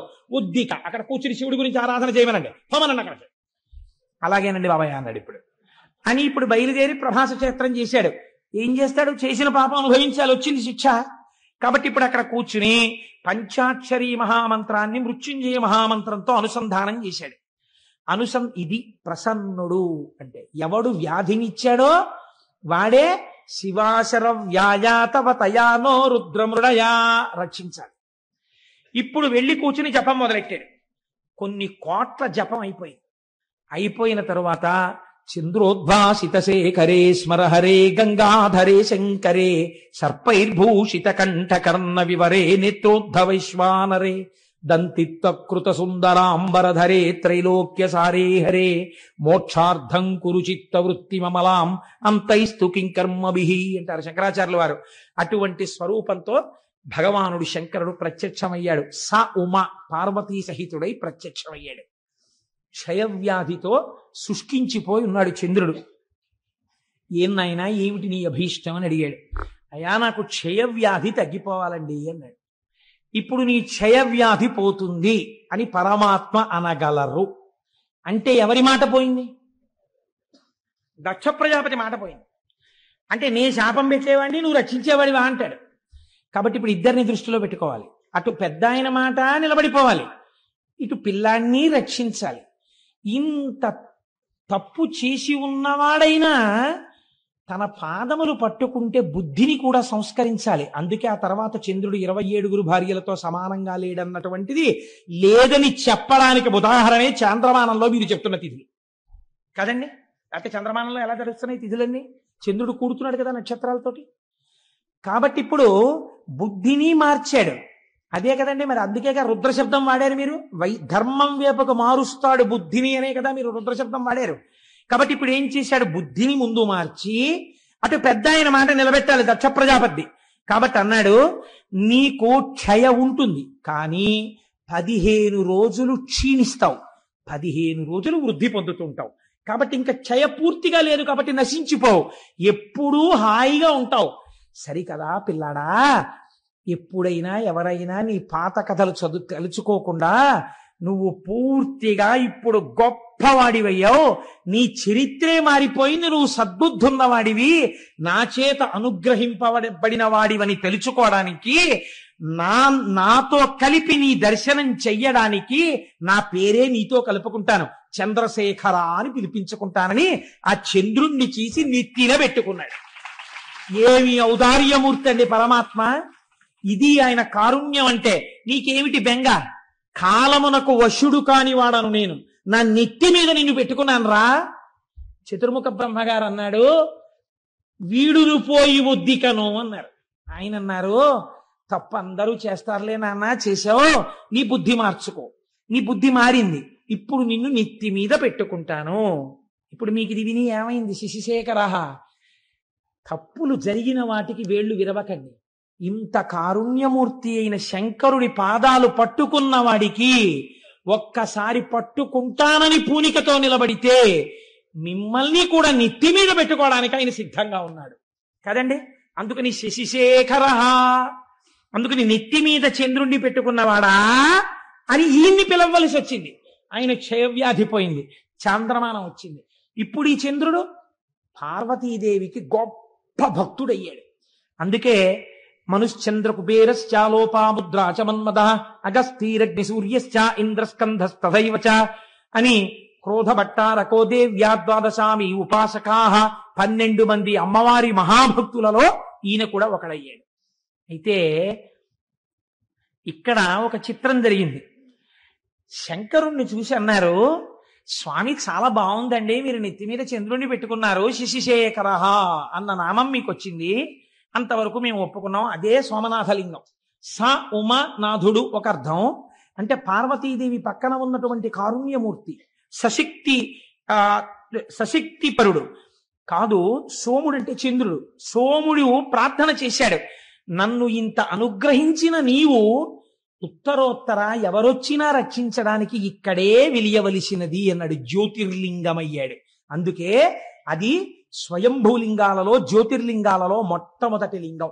మీకు తెలిసి వెళ్ళినా తెలియక వెళ్ళినా దీర్ఘకాలం పీడించేటటువంటి వ్యాధులు నయమవుతాయని, భవిష్యత్ జన్మలలో చేసిన పాపముల వలన భయంకరమైన వ్యాధులు, కుష్ఠవ్యాధి వంటి వ్యాధి రావలసినటువంటి పాపములు ఖాతాల్లో ఉండిపోయినా అవి భగ్నమైపోతాయని, సోమనాథలింగ దర్శనం చెయ్యాలని మనకి శాస్త్రం చెప్తోంది.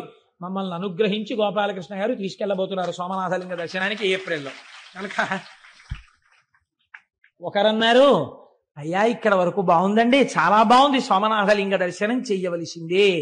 ఈ లింగం మీద కన్నుబడే ఈ దేవాలయాన్ని ఎన్ని మాటలు ధ్వంసం చేశారో కొందరు.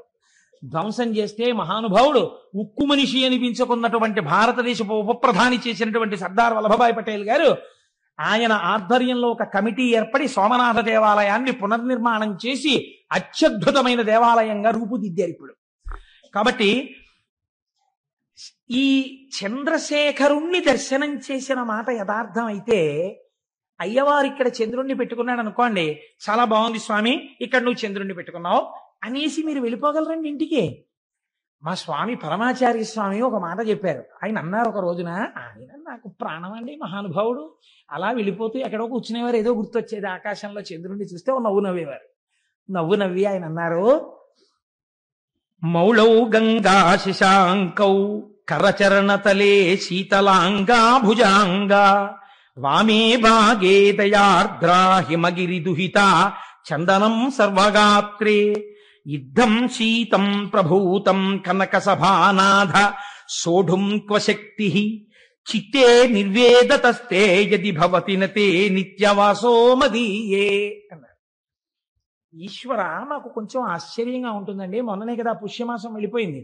ఆర్ద్రా నక్షత్రమేమో శంకరుడికి ప్రీతి, శ్రవణ నక్షత్రమేమో మా స్వామి వెంకటేశ్వర స్వామి వారికి ప్రీతి. శివకేశవులు రెండు ఎక్కడ ఉన్నాయండి? ఉన్న ఒక్క మూర్తిగా. ఒక్కసారి అలంకారం చేయించుకుని మనని సంతోష పెడతాడు, ఒకసారి అభిషేకం చేయించుకుని సంతోష పెడతాడు. కాబట్టి ఆయన అన్నారు, మౌళౌ గంగా శశాంకౌ, ఈశ్వర నీ తలలో ఇప్పటికే గంగమ్మ ఉంది. ఆ గంగమ్మ ఉత్తినే కూర్చుంటుందా? ఎప్పుడు కదులుతుంది, ప్రవహిస్తుంది. నీరు అలా స్టాగ్నెట్ అయి ఉండిపోతే కుడుకంపు వస్తుందండి. అందుకని తిరుగుతుంటుంది ఆ జటాజూటంలో. అలా తిరుగుతుండడంలో ఏమవుతుంది, కిందకి ఇలా కారిపోతుంటుంది. ఆ నీళ్లతో నీ ఒళ్ళే ఏమవుతుంది, ఎప్పుడు తడిసిపోతుంది. ఎప్పుడు శంకరుడి దగ్గరికి వెళ్ళిలా ముట్టుకుందామన్నా పార్వతీదేవి చల్లగా తడిసిపోయింటాడు. అబ్బా తుడుచుకోండి అంటుంది, మళ్ళీ తుడుచుకుంటాడు, మళ్ళీ తడిసిపోతుంటాడు. కాబట్టి ఈశ్వర ఇప్పటికే గంగ ఉంది, అది చల్లగా ఉంటాయి నీళ్లు. చాలదన్నట్టు ఇప్పుడు ఏం చేసావు, చంద్రుడిని తెచ్చి నెత్తి మీద పెట్టుకున్నావు. కాబట్టి ఇప్పుడు నీ తలకాయ ఎంత చల్లగా ఉండాలి. ఎప్పుడు పెట్టుకున్నావో ఆ సోముణ్ణి, తలకాయంత చల్లతనంతో దిమ్మెక్కిపోయి ఉండాలి నిజానికి. ఎంత చల్లతనమో, ఎంత చల్లగా ఉందో, తల నిమ్మెక్కిపోయింది అంటుంటాం మనం. వానలో బాగా తడిసిపోయి ఇంటికి వచ్చారనుకోండి భర్త, భార్య గబగబా ఏం చేస్తుందంటే, ఇప్పుడు లేవనుకోండి కుంపట్లో బొగ్గులేసి గబగబా విసిరి ఒక్కసారి రండి మీకు పరిచయం పట్టేస్తుంది, కాస్త సాంబ్రాన్ని వేస్తానని చక్కగా ఆయన నిప్పుల్లోకి పడకుండా ఇలా కొంచెం తల వంచుతుంటే, ఏదో పెద్ద బడాయికి పోయి ఇలా ఏదో తెలియక వంచేసినట్టు తల వంచి ఆవిడ పట్టుకుంటే ఇలా సాంబ్రాన్ని వేస్తుంటే ఆయనకు అదో సంతోషం. ఇంత వానలో తడిచిన శ్రమ పోయేది ఆయనకి. కాబట్టి అలా తండ్రి నీకు జటాజూటం అంతా గంగతో తడిసిపోయింది, చాలదా చంద్రబింబాన్ని పెట్టుకున్నావు, తల నిమ్మెక్కిపోయింది అనాలి నువ్వు పార్వతీదేవి దగ్గరికి వెళ్ళి. పోనీ ఆవిడితో ఈ మాట చెప్దామంటే ఇవి చాలవన్నట్టు ఇంకోటి తగిలాయి.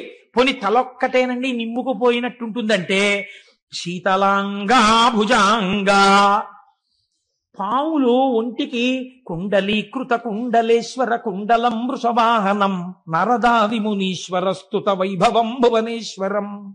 ఆయనకి చెవులకి పావులే, కంఠంలో పామే, భుజాలకి పాములే, పాదానికి వాసుకి చుట్టుకుని ఉంటాడు. వాసుకి ఇద్దరికి ఆభరణం ఉంటాడు, నారాయణుడికి ఇటు శివుడికి వాసుకి చుట్టుకుని ఉంటాడు. వాళ్ళు చుట్టుకుంటే మీకేమిటండి బెంగ అంటారేమో, పాము అడుగు భాగం చాలా చల్లగా ఉంటుంది. ఇంత చల్లగా ఉన్న పాములు ఒళ్ళంతా చుట్టుకున్నాయి, పైన అంటుంటాలి. ఒళ్ళంతా పాములు సాధారణంగా పైన చలేస్తే తడిసిపోతే ఏదో ఒళ్ళంతా ఇలా దగ్గర పెట్టుకుని అంటారు. ఇవి చలి, ఒళ్ళంతా ఇవే, వీటిని ఏమైనా అన్నామంటే ఇంకా ఇంకా పాకుతాయి, ఇంకా చలి, ఒళ్ళంతా చల్లగా ఉంటుంది. పోన్లేవయ్యా, ఎవడైనా ఏం చేస్తాడు ఇంత చల్లగా ఉంటే?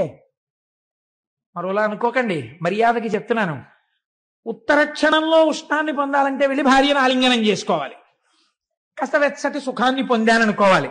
పోనీ అలా వెళ్ళి నువ్వు మీ ఆవిడ్ని కౌగిలించుకున్నావు అనుకో, ఆవిడిటువంటిది వామే భాగే దయార్ద్రా హిమగిరి దుహిత, ఆవిడ హిమవంతుడి కూతురు.